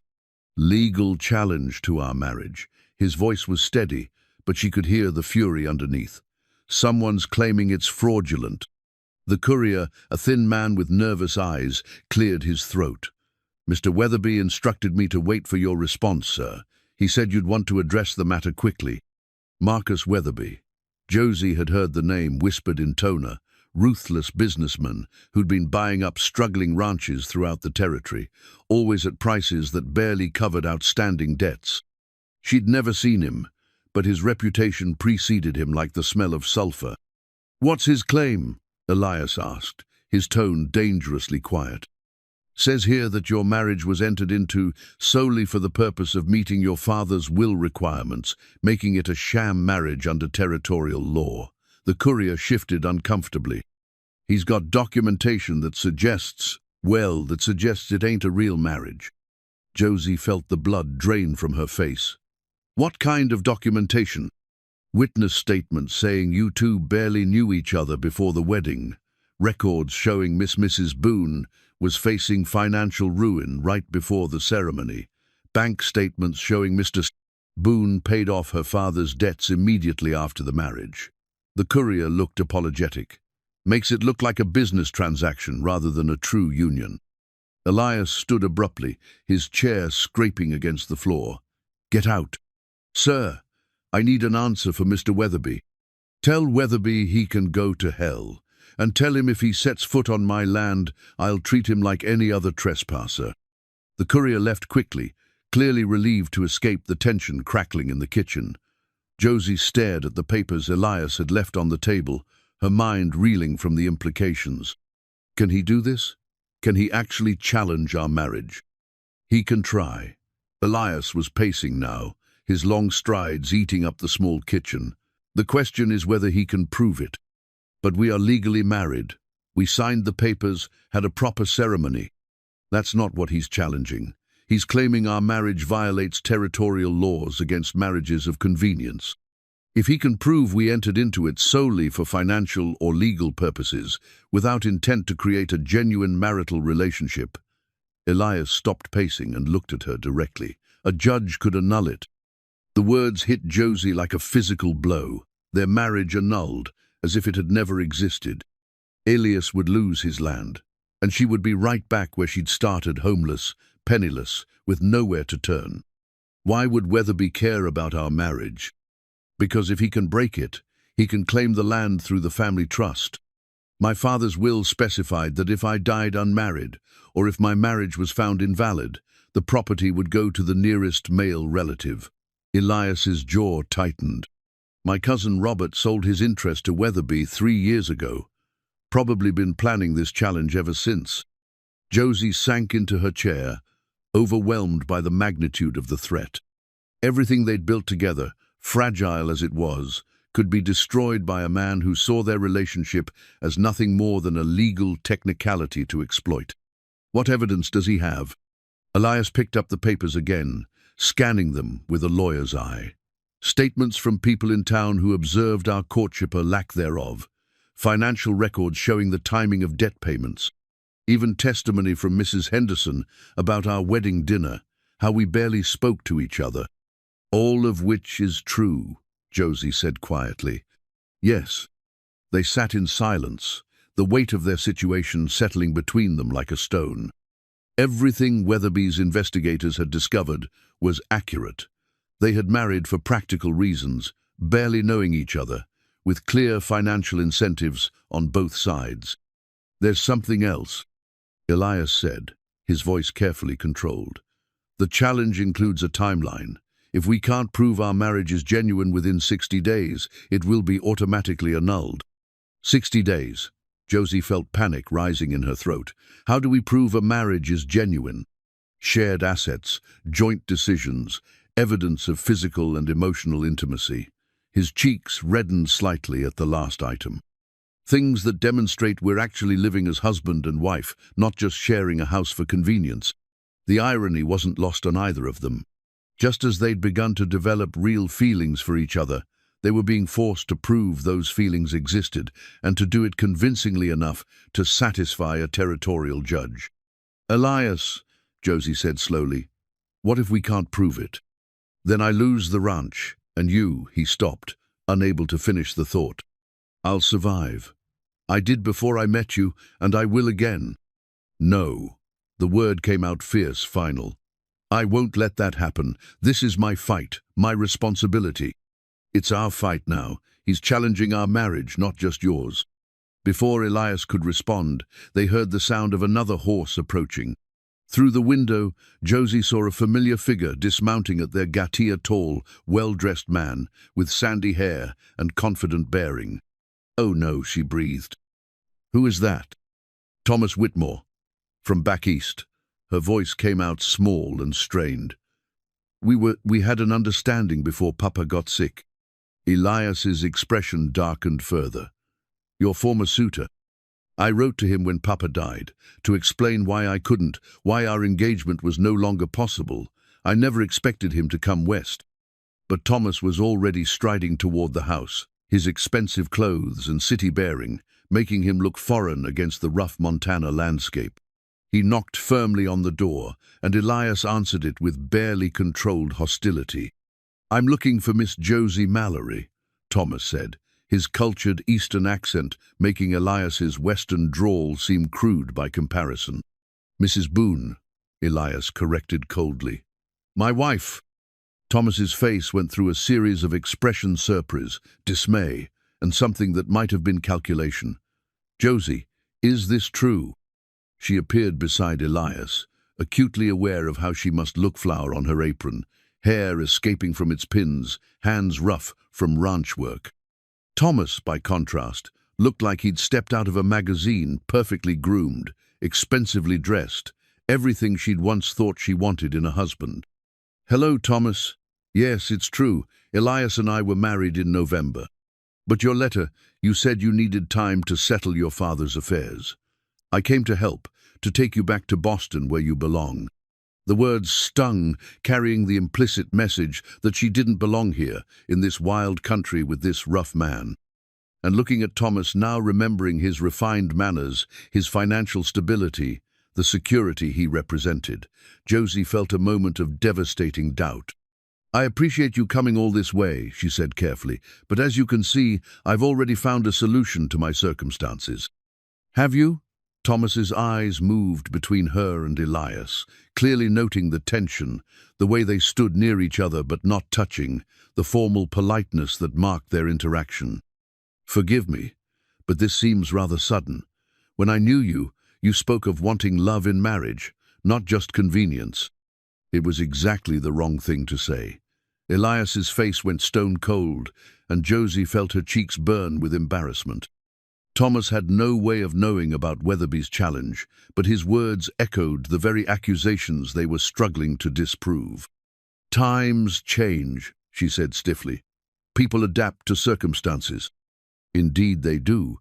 Thomas smiled, but there was something predatory in it. "Perhaps we could speak privately. I have news from home, and I'd like to discuss certain opportunities that might interest you. Anything you have to say to my wife, you can say in front of me," Elias growled. "Actually," Thomas said, his smile widening, "I believe this concerns both of you. I've been in town since yesterday, and I've heard some interesting stories about your marriage. It seems there are questions about its legitimacy." Josie's blood turned to ice. "What do you mean?" "A man named Weatherby approached me at the hotel. Seems he's conducting an investigation into marriages of convenience in the territory. He was very interested to learn that I'd been engaged to you, that I'd come west specifically to bring you home." The trap was closing around them, and Josie could see the calculation in Thomas's eyes. He'd aligned himself with Weatherby, perhaps seeing an opportunity to reclaim the woman he'd traveled so far to find. "He made me an interesting proposition," Thomas continued. "If I could convince you to leave with me voluntarily, of course it would certainly support his case that your current marriage was never intended to be permanent." "Get off my land," Elias said, his voice deadly quiet. "I'm not on your land yet, friend. I'm standing on a public road, having a conversation with a lady I've known since childhood." Thomas's tone remained pleasant, but his eyes were hard. "Josie, you don't have to stay trapped in a loveless marriage. I can offer you everything you once dreamed of: a real home, financial security, a position in society." "She has all of that here," Elias said. "Does she? Or does she have a business arrangement that could be dissolved at any moment?" Thomas looked directly at Josie. "Come with me, and you'll never have to worry about money or security again. Stay here, and you're gambling everything on a marriage that a judge is likely to declare invalid anyway." The offer hung in the air between them like smoke from a distant fire. Josie looked at Thomas, handsome, successful, offering her a life of comfort and respectability, then at Elias, whose grey eyes held a pain that cut straight through her heart. "I need time to think," she said finally. "Of course, I'll be at the hotel for a few days, settling some business matters with Mr. Weatherby." When you're ready to discuss the future sensibly, you know where to find me." Thomas tipped his hat to both of them. "Good day, Mrs. Boone. I hope you make the right choice." After he left, Josie and Elias stood in their kitchen, the forged marriage certificate from Weatherby, still lying on the table between them like an accusation. The document was sophisticated, designed to look like an official challenge, but actually created to sow doubt and fear. "You're considering it," Elias said quietly. "I'm considering what's best for both of us. Running away with your former fiancé is what's best." "Maybe." The word came out sharper than she'd intended. "At least with Thomas, I know what I'm getting. Security, stability, a husband who actually wants a wife instead of just a legal convenience." Elias flinched as if she'd struck him. "Is that what you think this is? Still?" Josie looked at him, really looked, and saw the hurt in his eyes, the way her words had wounded him. But the fear was stronger than her compassion, the terror of losing everything again, overwhelming her ability to think clearly. "I don't know what this is anymore," she admitted, "and maybe that's the problem." That night, Josie stood up abruptly, the medal box sliding from her lap to the floor. The bronze star caught the moonlight as it fell, spinning like a fallen piece of heaven. "That's the most arrogant thing you've ever said to me." Elias looked startled by her vehemence. "Josie, no, listen to me. For months, I've watched you carry guilt that doesn't belong to you, seen you punish yourself for tragedies you couldn't prevent. And now you want to make my choices for me too? I'm trying to protect you. From what? From a man who fixes broken chairs without being asked? From someone who reads poetry by lamplight and teaches ranch hands to write their names? From a husband who's shown me more kindness in 6 months than some people see in a lifetime? From a man who destroys everything he touches?" The pain in his voice almost broke her resolve, but Josie pushed forward, driven by a fierce need to make him see himself as she saw him. "You want to know what I see when I look at you? I see a man who risked his life to save strangers, who came home from war and built something good and lasting with his hands. I see someone who loved his first wife so completely that he's been afraid to love again, not because he doesn't have room in his heart, but because he has too much." Tears were streaming down her face now, but she didn't care. "I see my husband, Elias. Not a convenience, not a business arrangement, but the man I choose to stand beside, no matter what Marcus Weatherby or Thomas Whitmore or anyone else tries to take from us." Elias stared at her, his grey eyes wide with something that might have been hope. "You're choosing me? I chose you the night of the blizzard, when we talked about flowers, and I realized I wanted to know everything about the man behind all that careful distance. I chose you when you repaired Sarah's chair, and trusted me with her memory. I choose you now, when everything's falling apart and the smart thing would be to run. Even if we lose the ranch, even if Weatherby wins and we have nothing, we'll have each other. That's not nothing, Elias. That's everything." He stood slowly, as if afraid sudden movement might shatter the moment. When he reached for her, his hands were trembling. "I love you," he said, the words rough with emotion. "I've been trying not to, but I love you so much it terrifies me." "I love you too." The admission felt like stepping off a cliff into open air. "I love your gentleness with animals, your quiet strength, the way you see beauty in small things. I love that you carry other people's pain because you think it's your responsibility. I even love your stubborn determination to protect everyone but yourself." They came together in the moonlit room, their first real kiss tasting of tears and desperate honesty. It was nothing like the polite peck they'd shared at their wedding. This was hunger and hope and the promise of something worth fighting for. When they broke apart, both were breathing hard, foreheads pressed together in the intimate darkness. "What do we do now?" Josie whispered. "We fight. Together." Elias's voice was steady, no longer carrying the weight of solitary burden. "Weatherby wants to prove our marriage is a sham. We show him what real love looks like. And Thomas? You tell him you've already found everything you're looking for." They spent the rest of the night planning, sitting close together at the kitchen table, sharing ideas and strategies like the true partners they'd finally admitted to being. They would gather evidence of their genuine relationship, witness statements from the ranch hands who'd observed their growing closeness, documentation of shared decisions and joint purchases, anything that proved their marriage had evolved beyond mere convenience.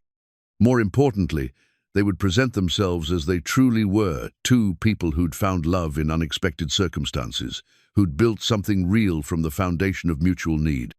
"We'll need allies," Elias said as dawn began to lighten the eastern sky. "People who can testify to the genuineness of our relationship." Dr. Patterson delivered that foal last month. He saw how we worked together, how you trusted me to assist.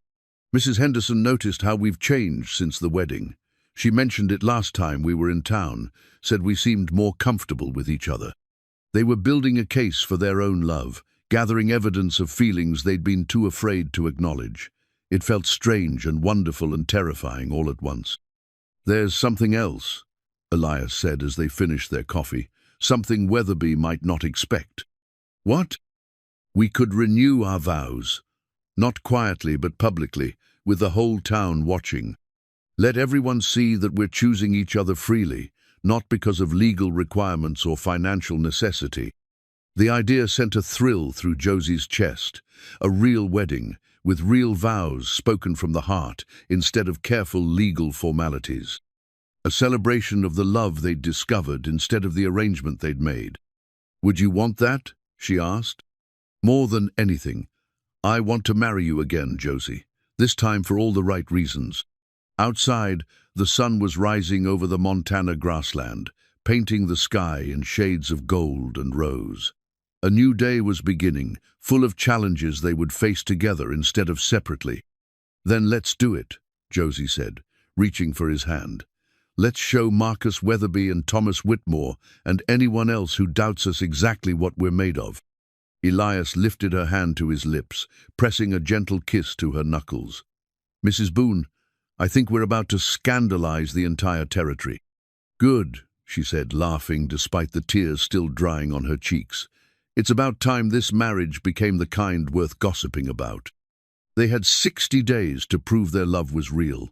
As they sat together in the growing light, hands clasped and hearts finally open, Josie knew they would need every one of them. Lay awake in Sarah's rocking chair, staring out at the star-filled Montana sky. The house was quiet except for the occasional creak of settling wood and the distant sound of cattle lowing in the pastures. Somewhere down the hall, Elias was probably lying awake too, wrestling with the same impossible choices that kept sleep at bay. She'd been searching through his desk earlier, looking for documents that might help their case, when she'd found it a small wooden box tucked in the back of a drawer, wrapped in oiled cloth. Inside, nestled in blue velvet, was a medal she didn't recognize, bronze and ribbon, tarnished with age but carefully preserved. Congressional Medal of Honor. The inscription read, "For conspicuous gallantry and intrepidity at the risk of his life above and beyond the call of duty."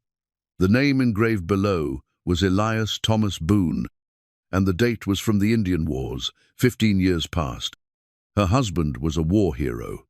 Not just a soldier, but a man who had risked everything to save others, who had faced death with such courage that his country had honored him with its highest military decoration. And he'd never said a word about it, had let people whisper their dark rumors about his past, while keeping his true history locked away. The discovery changed everything she thought she knew about the man she'd married. Elias wasn't running from a violent past, was carrying the weight of honor he felt he no longer deserved. The reservation in his manner, the way he held himself apart from others, it all made sense now. He'd seen combat, had probably lost men under his command, had come home to a country that was already forgetting the sacrifices made in its name. And when Sarah died, when his chance at a normal life was torn away, he'd retreated into the solitude that had become his armor against further loss. "You're up late." His voice from the doorway made her jump. Elias stood silhouetted against the hallway light, wearing just his trousers and an undershirt, his dark hair mussed from restless sleep. "I couldn't sleep," she said, "too much to think about." He came into the room, moving with the careful quiet of a man who'd learned to walk silently through dangerous places. When he saw the medal box in her lap, he stopped abruptly. "You went through my desk." I was looking for legal documents, anything that might help our case. Josie held up the medal, its bronze surface catching the moonlight. You never told me you were a war hero. I'm not. This says otherwise. Elias sat down heavily in the chair across from her, suddenly looking older than his 34 years. That medal belongs to the men who died under my command. I just happened to be the one who survived to receive it. What happened? For a long moment, she thought he wouldn't answer. Then, slowly, the story came out, halting at first, then with the steady rhythm of a man who'd been carrying the weight of memory alone for too long. He'd been a lieutenant in the cavalry, stationed at Fort Robinson during the final campaigns against the Northern Cheyenne. When a band of warriors had broken from the reservation and begun raiding settlements, Elias's unit had been sent to track them down. They'd found the Indians holed up in a canyon, wounded and desperate, with women and children among them. The colonel wanted to charge straight in, kill them all and be done with it. But I could see there were families down there, people who were just trying to get home. His voice was distant with memory. I convinced him to let me try to negotiate a surrender. The negotiation had failed, fighting had broken out, and Elias had found himself trapped in the canyon with a handful of his men, surrounded by warriors who had nothing left to lose. When his sergeant was wounded, when the situation became hopeless, Elias had made a choice that haunted him still. I went out under a white flag, offered myself in exchange for safe passage for my men and the Indian families. He looked directly at Josie, his grey eyes holding shadows she was only beginning to understand. The chief was a good man, caught between honor and survival. We worked out terms my life for the safety of everyone else. But you survived. The colonel ignored our agreement. When he saw me talking to the chief, he ordered a charge. Thought I was being held prisoner, that he was rescuing me. Elias's hands clenched and unclenched in his lap. The slaughter that followed, women, children, old men who couldn't fight it, was my fault. If I hadn't tried to negotiate, if I'd just followed orders, those people would have died anyway, Josie said softly. At least you tried to save them. I saved no one. The men who died in that canyon, they died because I was too proud to accept that some situations can't be fixed with words and good intentions. Josie began to understand the depth of his self-imposed isolation. Elias blamed himself for a massacre that would have happened regardless, carried guilt for deaths that weren't his responsibility. The medal wasn't a symbol of honor to him, it was a reminder of failure, of the price of caring too much. Is that why you came home? Why you never went back to the army? I came home because I couldn't look at another uniform without seeing blood on it. Bought out my commission and swore I'd never put anyone else at risk through my decisions. He reached for the medal, turning it over in his large hands. Sarah was the only good thing that came out of those years. She made me believe I could be something other than a soldier carrying dead men's guilt. And when she died, I knew I was cursed, that anyone who got close to me would pay the price for my mistakes. He looked up at her, his expression raw with pain. That's why this arrangement made sense. No expectations, no one else to lose. The admission hung between them like a bridge across dark water. Josie finally understood why Elias had been so careful with her, so determined to keep their relationship practical rather than emotional. He wasn't protecting himself from heartbreak, he was protecting her from what he believed was his own destructive influence. You're not cursed, she said firmly. You're a good man who's been carrying blame that doesn't belong to you. Am I? Then why is everything falling apart again? Why is Weatherby able to threaten our marriage? Why is your former fiancé here offering you the life you deserve? Because bad things happen sometimes, and they're not always someone's fault. Elias shook his head, the gesture weary and defeated. Maybe you should go with Thomas. Maybe that's the only way to keep you safe from whatever follows me. The words hit Josie like cold water, shocking her into clarity. Here was this remarkable man, this hero, who saw himself as a curse, trying to send her away because he thought it was best for her. The selflessness of it, the terrible loneliness it represented, broke her heart completely. Is that what you want? She asked. For me to leave? What I want doesn't matter. What's best for you matters. And you think you know what's best for me better than I do? I know I'm not it. The courthouse in Helena was packed tighter than Sunday service, every seat filled with curious spectators drawn by the scandalous story of the Boones' challenged marriage. Word had spread throughout the territory like wildfire, marriage of convenience, a contested will, a wealthy businessman trying to steal a ranch through legal manipulation. Josie sat at the defendant's table beside Elias, wearing her best dress and the simple gold wedding band that had become as essential as breathing. The past 2 weeks had been a whirlwind of preparation, gathering witnesses and evidence, consulting with lawyers who spoke in languages of precedent and territorial statute. Marcus Weatherby sat across the aisle with his attorney, a thin man from back east who carried himself with the arrogant confidence of someone accustomed to winning. Weatherby himself was younger than Josie had expected, perhaps 40, with the kind of smooth good looks that masked a calculating mind. When their eyes met, he smiled not pleasantly, but with the satisfaction of a predator who'd cornered his prey. Thomas sat in the gallery behind Weatherby's table, his presence a constant reminder of the choice Josie had rejected. He'd tried to approach her that morning outside the courthouse, offering one last chance to abandon this doomed farce and return with him to Boston. She'd declined so firmly that even his persistent charm had finally accepted defeat. Judge Morrison was a stern man in his 60s, weathered by decades of frontier justice and known for his impatience with legal theatrics. He studied the papers before him with the careful attention of someone who understood that his decision would affect far more than just the 2 people at the defendant's table. This court is asked to determine whether the marriage of Elias and Josephine Boone constitutes a valid union under territorial law, he began, his voice carrying clearly through the packed courtroom.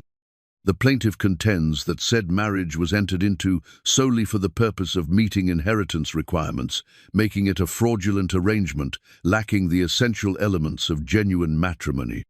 Weatherby's attorney rose first, a ferret-faced man named Hutchins, who spoke in clipped Eastern vowels that made every word sound like an accusation. Your Honor, the evidence is overwhelming. Mrs. Boone was facing financial ruin when she approached my client's land, Mr. Boone's land-seeking employment. Within days of being refused work, she had entered into a marriage contract with a man she barely knew. The timing is suspicious, the circumstances are questionable, and the entire arrangement reeks of legal manipulation.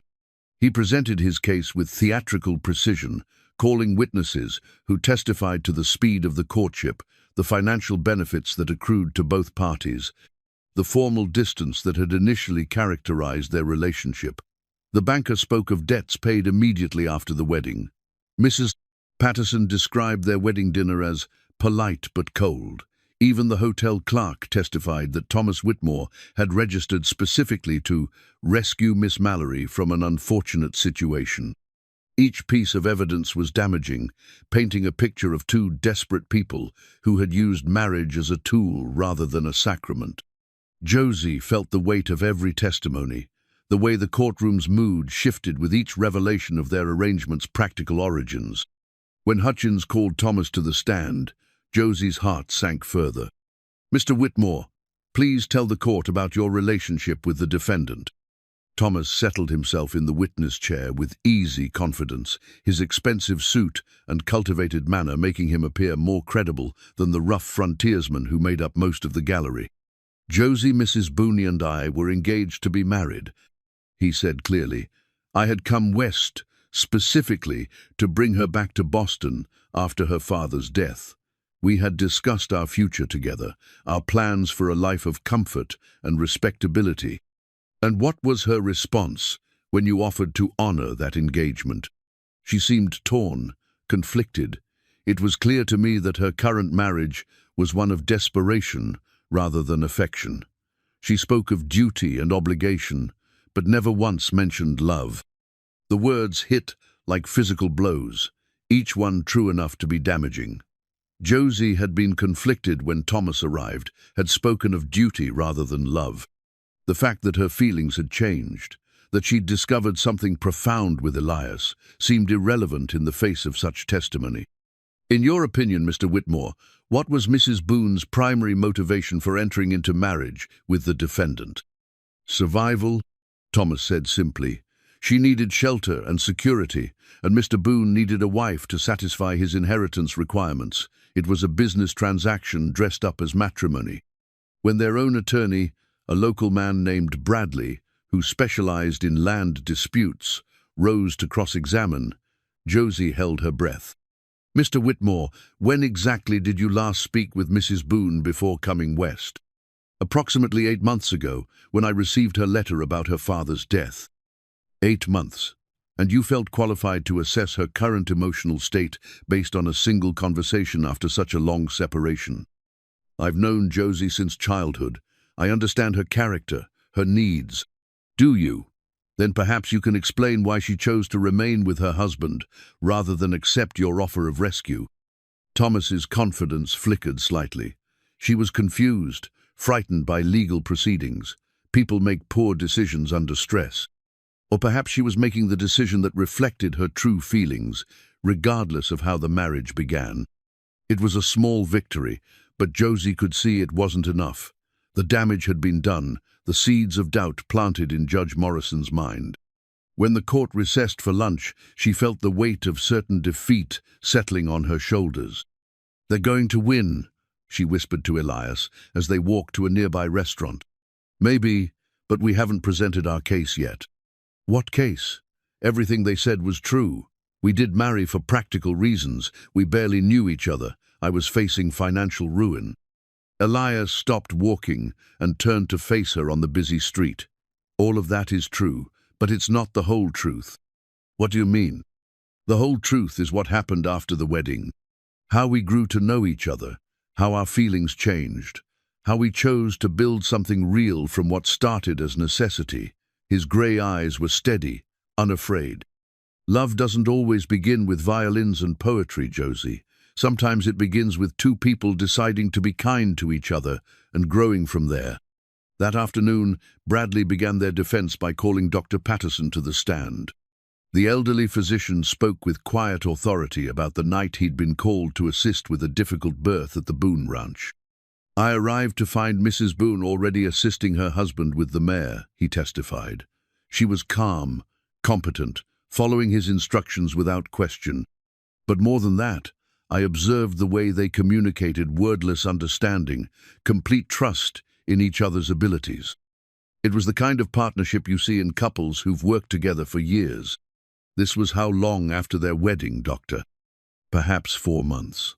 Still relatively early in their marriage, but the intimacy of their collaboration was unmistakable." Mrs. Henderson testified about changes she'd observed in their behavior during subsequent visits to town, the way Elias now helped Josie from wagons without being asked, how she checked with him before making purchases, small gestures that spoke of consideration and growing affection. "They seemed to fit together better each time I saw them," she said simply, "like two people learning to be comfortable in their own skin." But the most powerful testimony came from an unexpected source.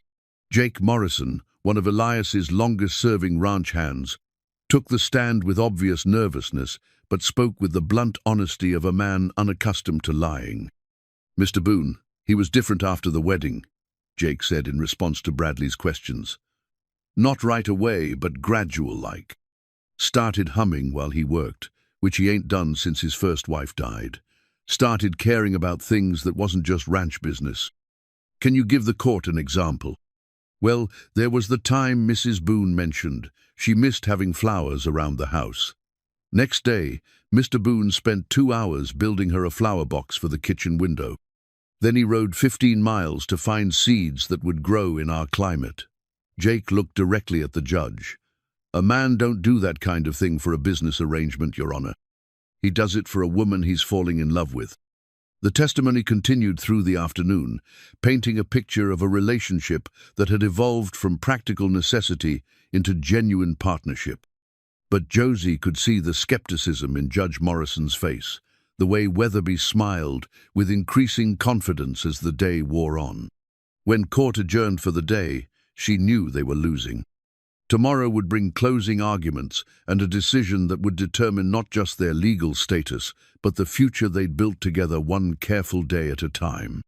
As they walked to their hotel that evening, Elias reached for her hand.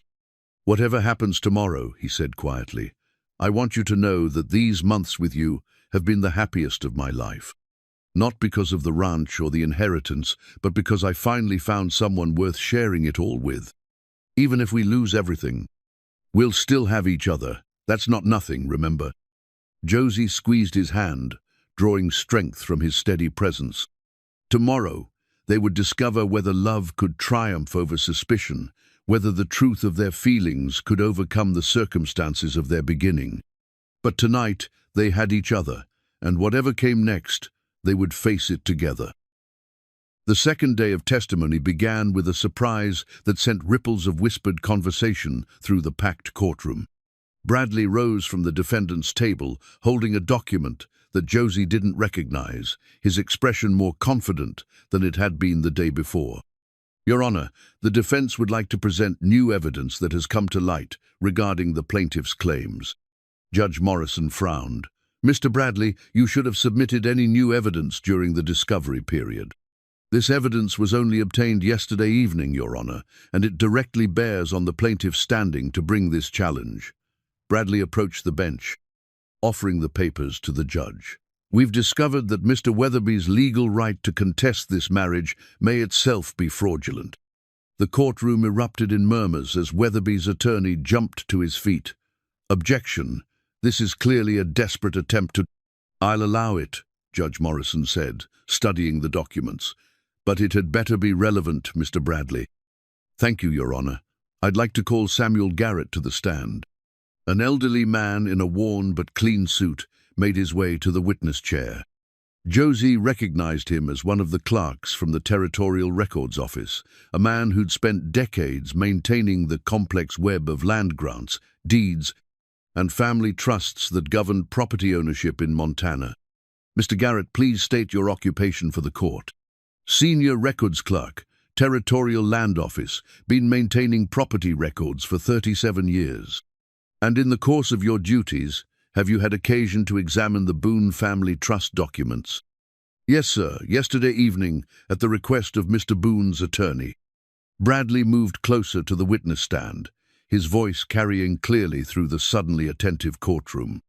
"What did you discover about the transfer of Robert Boone's interest in the family trust to Marcus Weatherby?" Garrett consulted a ledger he'd brought with him. "The transfer document dated 3 years ago appears to be genuine. However, there's a problem with Mr. Robert Boone's authority to make such a transfer." "What kind of problem?" "Robert Boone died 4 years ago in Denver. Consumption, according to the death certificate. The transfer document is dated a full year after his death." The courtroom exploded. Weatherby's face went pale, while his attorney frantically shuffled through papers, clearly caught off guard by this revelation. Judge Morrison gavelled for order, but it took several minutes for the noise to subside. "Are you saying the transfer was forged?" Bradley asked, when quiet was restored. "Can't speak to forgery, that's not my area. But I can say that dead men don't sign legal documents, and the signature on that transfer was supposedly made by a man who'd been in his grave for 12 months. Weatherby was on his feet now, whispering urgently with his attorney. Hutchins looked like a man who'd suddenly realized he was standing in quicksand.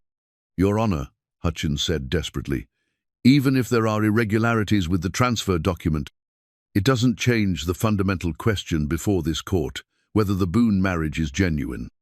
"Actually, it does," Judge Morrison replied, his voice hard as granite. "If Mr. Weatherby has no legal standing to challenge the inheritance provisions, then this entire proceeding is without merit. But, Your Honor—" "However," the judge continued, raising a hand to silence the attorney, "since we've heard testimony regarding the nature of the marriage itself, I'm inclined to complete the proceedings and rule on both matters." Bradley nodded respectfully. "The defense appreciates the court's thoroughness, Your Honor. In that spirit, we'd like to call one final witness." "Proceed." The defense calls Mrs. Josephine Boone. Josie's heart hammered as she made her way to the witness stand. She'd testified in her own defense before, during the legal proceedings surrounding her father's debts, but never with so much at stake.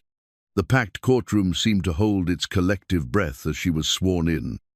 Bradley approached with the gentle manner of a family friend, his voice soft and encouraging. "Mrs. Boone, please tell the court how your marriage to Elias Boone began." "It began as a practical arrangement," Josie said clearly, her voice carrying to the back of the room. "I needed security and shelter. He needed a wife to meet the terms of his father's will.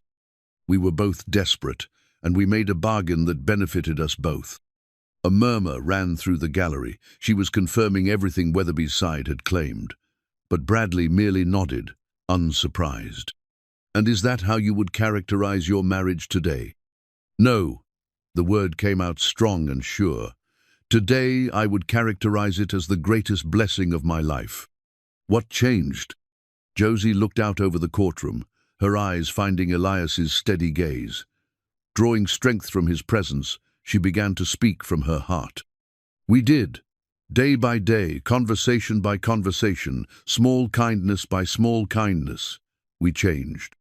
I learned that my husband is a man who reads poetry by lamplight, who rescues orphaned animals, who spent hours carving a cradle for babies we might never have because he believes in hope more than fear." She could see some of the spectators leaning forward, caught by the quiet passion in her voice. "I learned that he carries guilt for tragedies that weren't his fault, that he spent years punishing himself for loving too deeply and losing too much. I learned that beneath his quiet exterior beats the heart of a man capable of profound tenderness." "And what did he learn about you?" "That I'm stronger than I look, that I can handle ranch life, that I can be a partner instead of just a dependent, that I see beauty in pressed flowers and damaged rocking chairs and men who think they're cursed." Tears were flowing down her cheeks now, but her voice remained steady. He learned that love doesn't always announce itself with trumpets and roses. Sometimes it grows quietly, like wildflowers in harsh soil, until one day you realize it's the most beautiful thing in your world.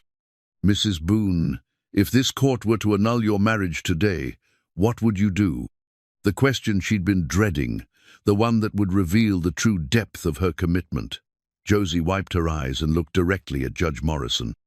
"I would ask my husband to marry me again, not for legal convenience, not for financial security, but because I choose him, because he's become the home I didn't know I was looking for." The courtroom was absolutely silent now, every person riveted by the raw honesty of her testimony. Even Weatherby seemed stunned by the transformation of the woman he'd dismissed as a fortune hunter. When Hutchins rose to cross-examine, his usual arrogance had been replaced by careful calculation. "Mrs. Boone, you've painted a very romantic picture of your marriage's evolution.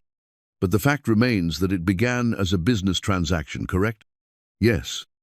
"And without your financial difficulties, you would never have approached Mr. Boone, correct?"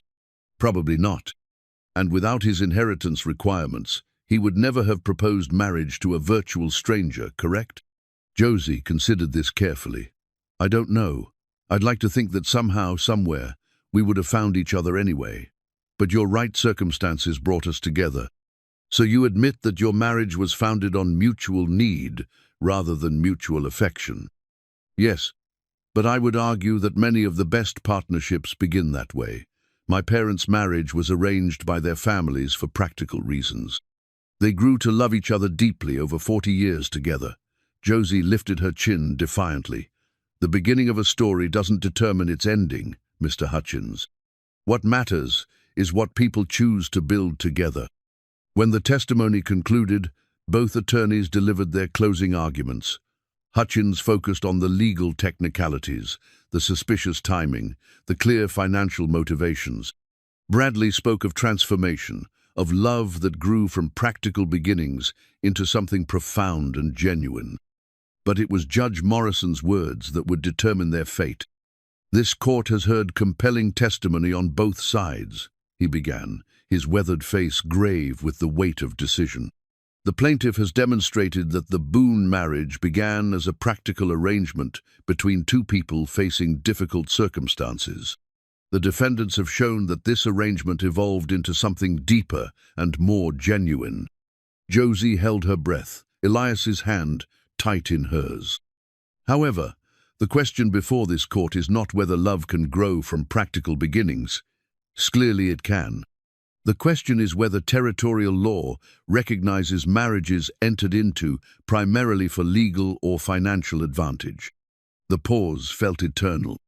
After careful consideration of all testimony and evidence, this court finds that while the Boone marriage may have begun as a marriage of convenience, it has demonstrably evolved into a genuine marital relationship characterized by mutual affection, shared responsibilities, and emotional intimacy. Relief flooded through Josie like warm honey. Furthermore, Judge Morrison continued, the revelation that the plaintiff's legal standing to bring this challenge was based on fraudulent documentation calls into question not only his right to contest the marriage, but his motives for doing so. Weatherby was slumping in his chair, his face ashen with defeat. Therefore, this court denies the plaintiff's petition to annul the marriage of Elias and Josephine Boone. The marriage is declared valid and binding, and all challenges to Mr. Boone's inheritance rights are dismissed. The gavel fell with a sharp crack that seemed to echo through the suddenly erupting courtroom. People were cheering, clapping, reaching across the aisle to congratulate the vindicated couple. Thomas Whitmore was nowhere to be seen.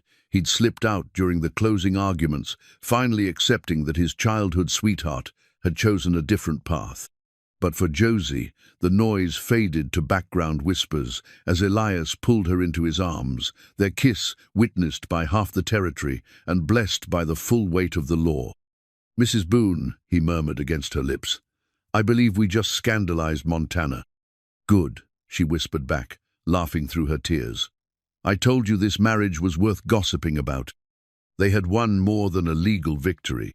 They had proven to themselves and the world that love could triumph over suspicion, that genuine affection could grow from the most practical beginnings, and that sometimes the best marriages were built not on passion alone, but on the solid foundation of two people choosing each other, day after day, with full knowledge of what they were getting. Outside the courthouse, as they walked toward their wagon in the golden afternoon light, Elias stopped suddenly. "Josie," he said, reaching into his vest pocket, "I have something for you." He pulled out a folded paper fresh and clean, unlike the legal documents that had dominated the past few days. When she unfolded it, she saw it was a new marriage certificate, blank, except for their names written in Elias's careful hand. "What's this?" "A promise," he said simply, "that someday soon, when all this legal business is behind us, I'd like to marry you again. Properly this time, with vows that mean everything and nothing held back." Josie looked at the certificate, then at the man who'd become her husband, her partner, her home.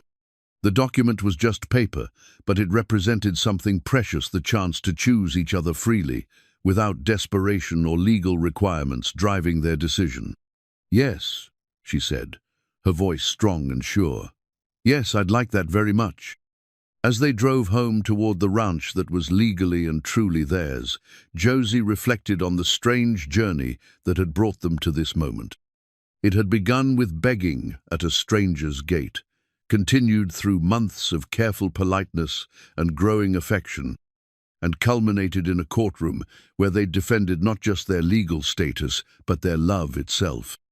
They had won. Not just the case, but something far more valuable, the certainty that what they'd built together was worth fighting for, worth defending, worth choosing over and over again for all the years to come. Spring arrived early that year, bringing with it the sweet scent of prairie flowers and the gentle warmth that made Montana's harsh winters seem like distant memories. Josie stood in her kitchen garden, watching the first green shoots push through the dark soil, with the determined optimism that had carried her through the hardest year of her life. The legal battles were behind them now, faded into courthouse records and fading gossip. Marcus Weatherby had left the territory in disgrace, his fraudulent schemes exposed and his reputation in ruins. Thomas Whitmore had returned to Boston with a polite letter from Josie, wishing him well in finding the kind of love that would make him as happy as she'd found with Elias. But it was the smaller changes that meant the most to Josie as she surveyed her domain on this perfect May morning. The flower boxes that lined the kitchen windows, overflowing with the hardy blooms that thrived in Montana's challenging climate. The rocking chair by the front window, where she spent peaceful evenings watching the sunset paint the grassland in shades of gold and rose. The hand-carved cradle that now sat in their bedroom, no longer Elias's room and her room, but the space they shared as husband and wife in every sense of the word. The cradle was Elias's latest project, crafted during the long winter evenings with the same patient attention he brought to everything he truly cared about. It sat waiting, hopeful and beautiful, for the child they both wanted but hadn't yet been blessed with. Dr. Patterson had assured them that such things took time, that their love was young, even if their marriage was nearly a year old. Patience, the kindly physician had counseled during his last visit. The good Lord's timing isn't always our timing, but it's always perfect. Josie touched her still flat stomach with a secret smile. Dr. Patterson's timing might be more perfect than he knew. She'd been fighting morning sickness for a week now, though she hadn't yet shared her suspicions with Elias. She wanted to be certain before raising hopes that had already weathered too much disappointment. "Admiring your empire?" Elias's voice came from behind her, warm with the affectionate teasing that had replaced his former careful politeness. She turned to find him watching her from the kitchen doorway, his sleeves rolled up and flour dusting his forearms. He'd been experimenting with bread baking lately, claiming that ranch wives shouldn't bear all the domestic burdens alone. The results were sometimes questionable, but his determination was endearing. "Just thinking about how different everything looks from a year ago," she said, walking into his open arms. "Better different or worse different?" "Much, much better." She stood on her toes to kiss him, tasting flour and morning coffee on his lips. "How's the bread coming?" "Well, it's definitely bread-shaped. Whether it's edible remains to be seen." Their laughter mingled in the warm kitchen air, the comfortable sound of two people who'd learned to find joy in ordinary moments. This was what marriage was supposed to be. Josie thought, not the desperate bargain they'd made in desperation, but this easy partnership built on mutual respect and growing love. "Elias," she said, settling into the rhythm of their morning routine, "I have something to tell you." Something in her tone made him look up sharply from the coffee he was pouring. "Good something or bad something?" "Wonderful something. At least, I think it's wonderful." She watched understanding dawn in his grey eyes, saw hope and fear and joy chase each other across his weathered features. Without saying a word, he set down the coffee pot and crossed to where she sat, kneeling beside her chair like a supplicant before an altar. "Are you sure?" "As sure as I can be without Dr. Patterson's confirmation, but all the signs are there." Elias rested his forehead against her knees, his large hands gentle on her waist. When he looked up, there were tears in his eyes, not of sadness, but of gratitude, so profound it took her breath away. "I never thought after Sarah, after losing them both, I never imagined I'd have another chance at this." "We're having this chance," Josie corrected gently, "together." He rose and pulled her into his arms, holding her with the careful reverence of a man who'd learned that the most precious things in life were also the most fragile. They stood together in their kitchen, surrounded by the evidence of the life they'd built, the bread cooling on the counter, the wildflowers in their mason jar vase, the morning light streaming through windows that finally looked out on a home instead of just a house. "When?" he asked. "Late fall. If Dr. Patterson's calculations are right, a harvest baby. Perfect timing.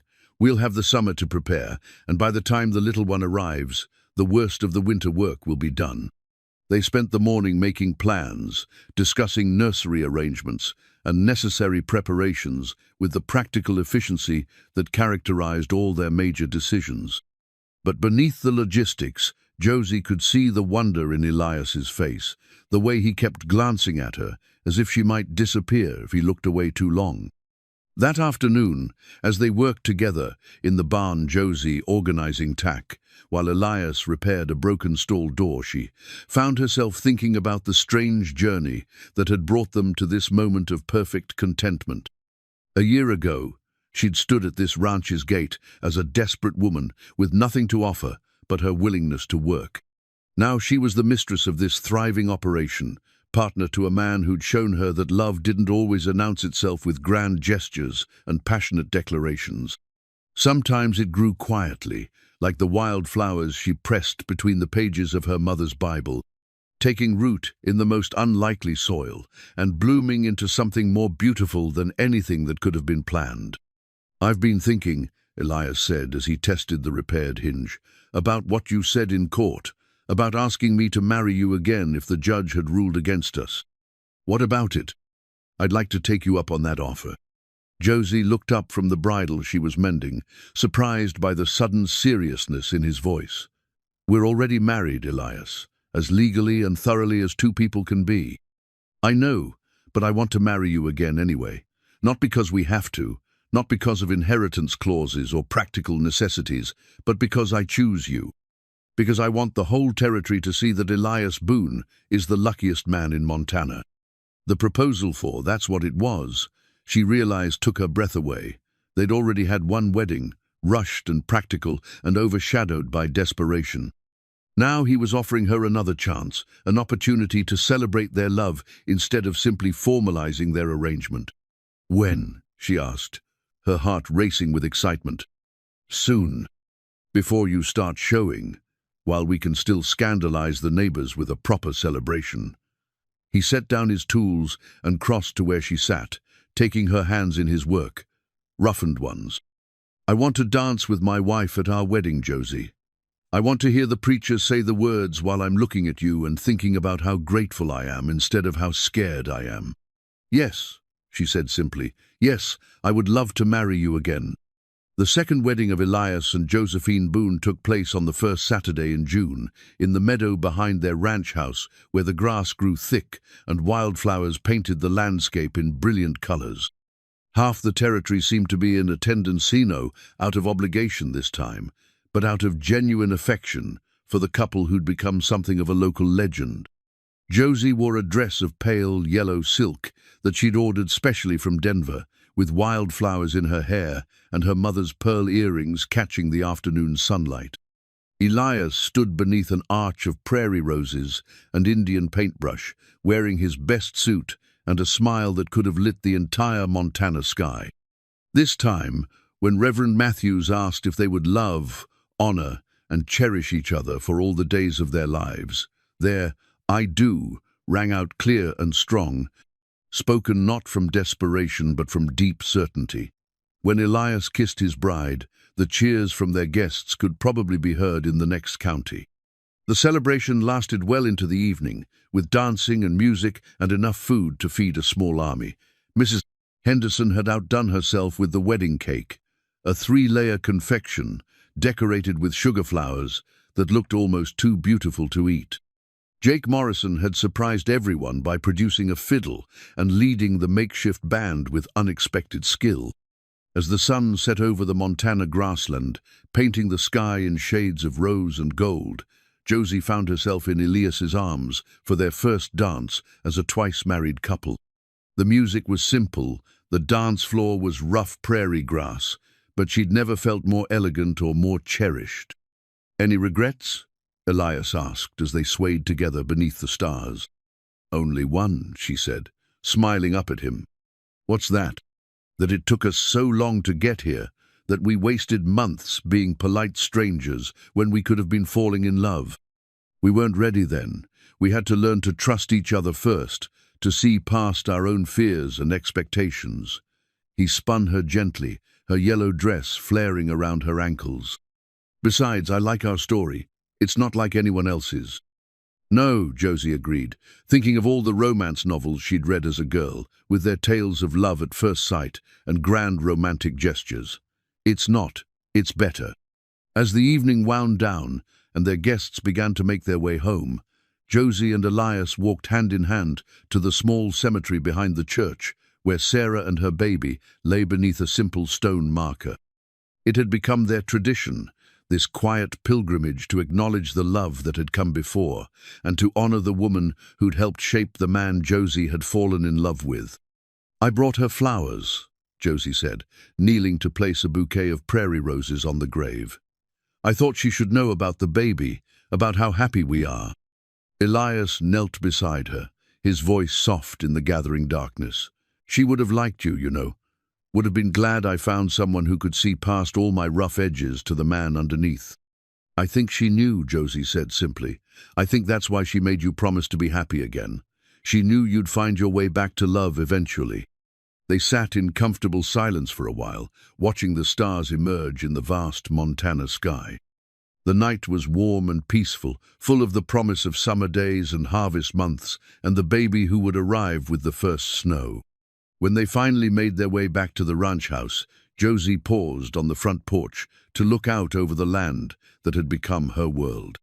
The meadow where they'd been married was still decorated with paper lanterns that glowed like fallen stars. The barn where she'd first seen Elias gentle a frightened horse stood solid and welcoming in the moonlight. The corrals held cattle that represented prosperity and security, but more than that, they held the fruits of partnership and shared dreams. "Happy?" Elias asked, following her gaze across their domain. "Happier than I ever imagined possible." She turned to face him, this man who'd become her husband, her partner, her home. "A year ago, I thought happiness was something that happened to other people, in other stories. I never dreamed it could happen to someone like me." "Someone like you?" "Someone ordinary. Someone who'd spent her whole life taking care of other people, never expecting to be taken care of in return." Elias cupped her face in his hands, his thumbs brushing away tears she hadn't realized were falling. "Josie Boone, there is nothing ordinary about you. You're the woman who saw beauty in pressed flowers and broken furniture. You're the one who looked at a bitter, lonely man and saw someone worth saving. You turned a house full of ghosts into a home full of laughter. We did that together." "Yes," he agreed, his voice warm with satisfaction. "We did." Inside their house, their home, the evidence of their celebration was scattered throughout the rooms. Wedding gifts sat waiting to be unwrapped, including a beautiful quilt from the ladies' church circle and a matched set of china from Dr. Patterson. But the most precious gift was the one they'd given each other, the chance to choose love over fear, partnership over solitude, hope over despair. As they prepared for bed in the room they now shared without awkwardness or careful politeness, Josie caught sight of herself in the mirror. She looked different from the desperate woman who'd begged for work at Elias's gate just over a year ago. Her face was fuller, her eyes brighter, her whole bearing more confident. This was what love did. She realized it didn't just change how you felt, it changed who you were. "Do you think our baby will be happy here?" she asked as they settled into bed, her head on Elias's shoulder. "I think our baby will be the luckiest child in Montana," he said, his hand resting gently on her still flat stomach. "Two parents who know how precious love is because we almost didn't find it. A ranch that's been in the family for 3 generations, and enough space to grow into whatever kind of person they want to become. And enough wildflowers to press between the pages of every book in the territory.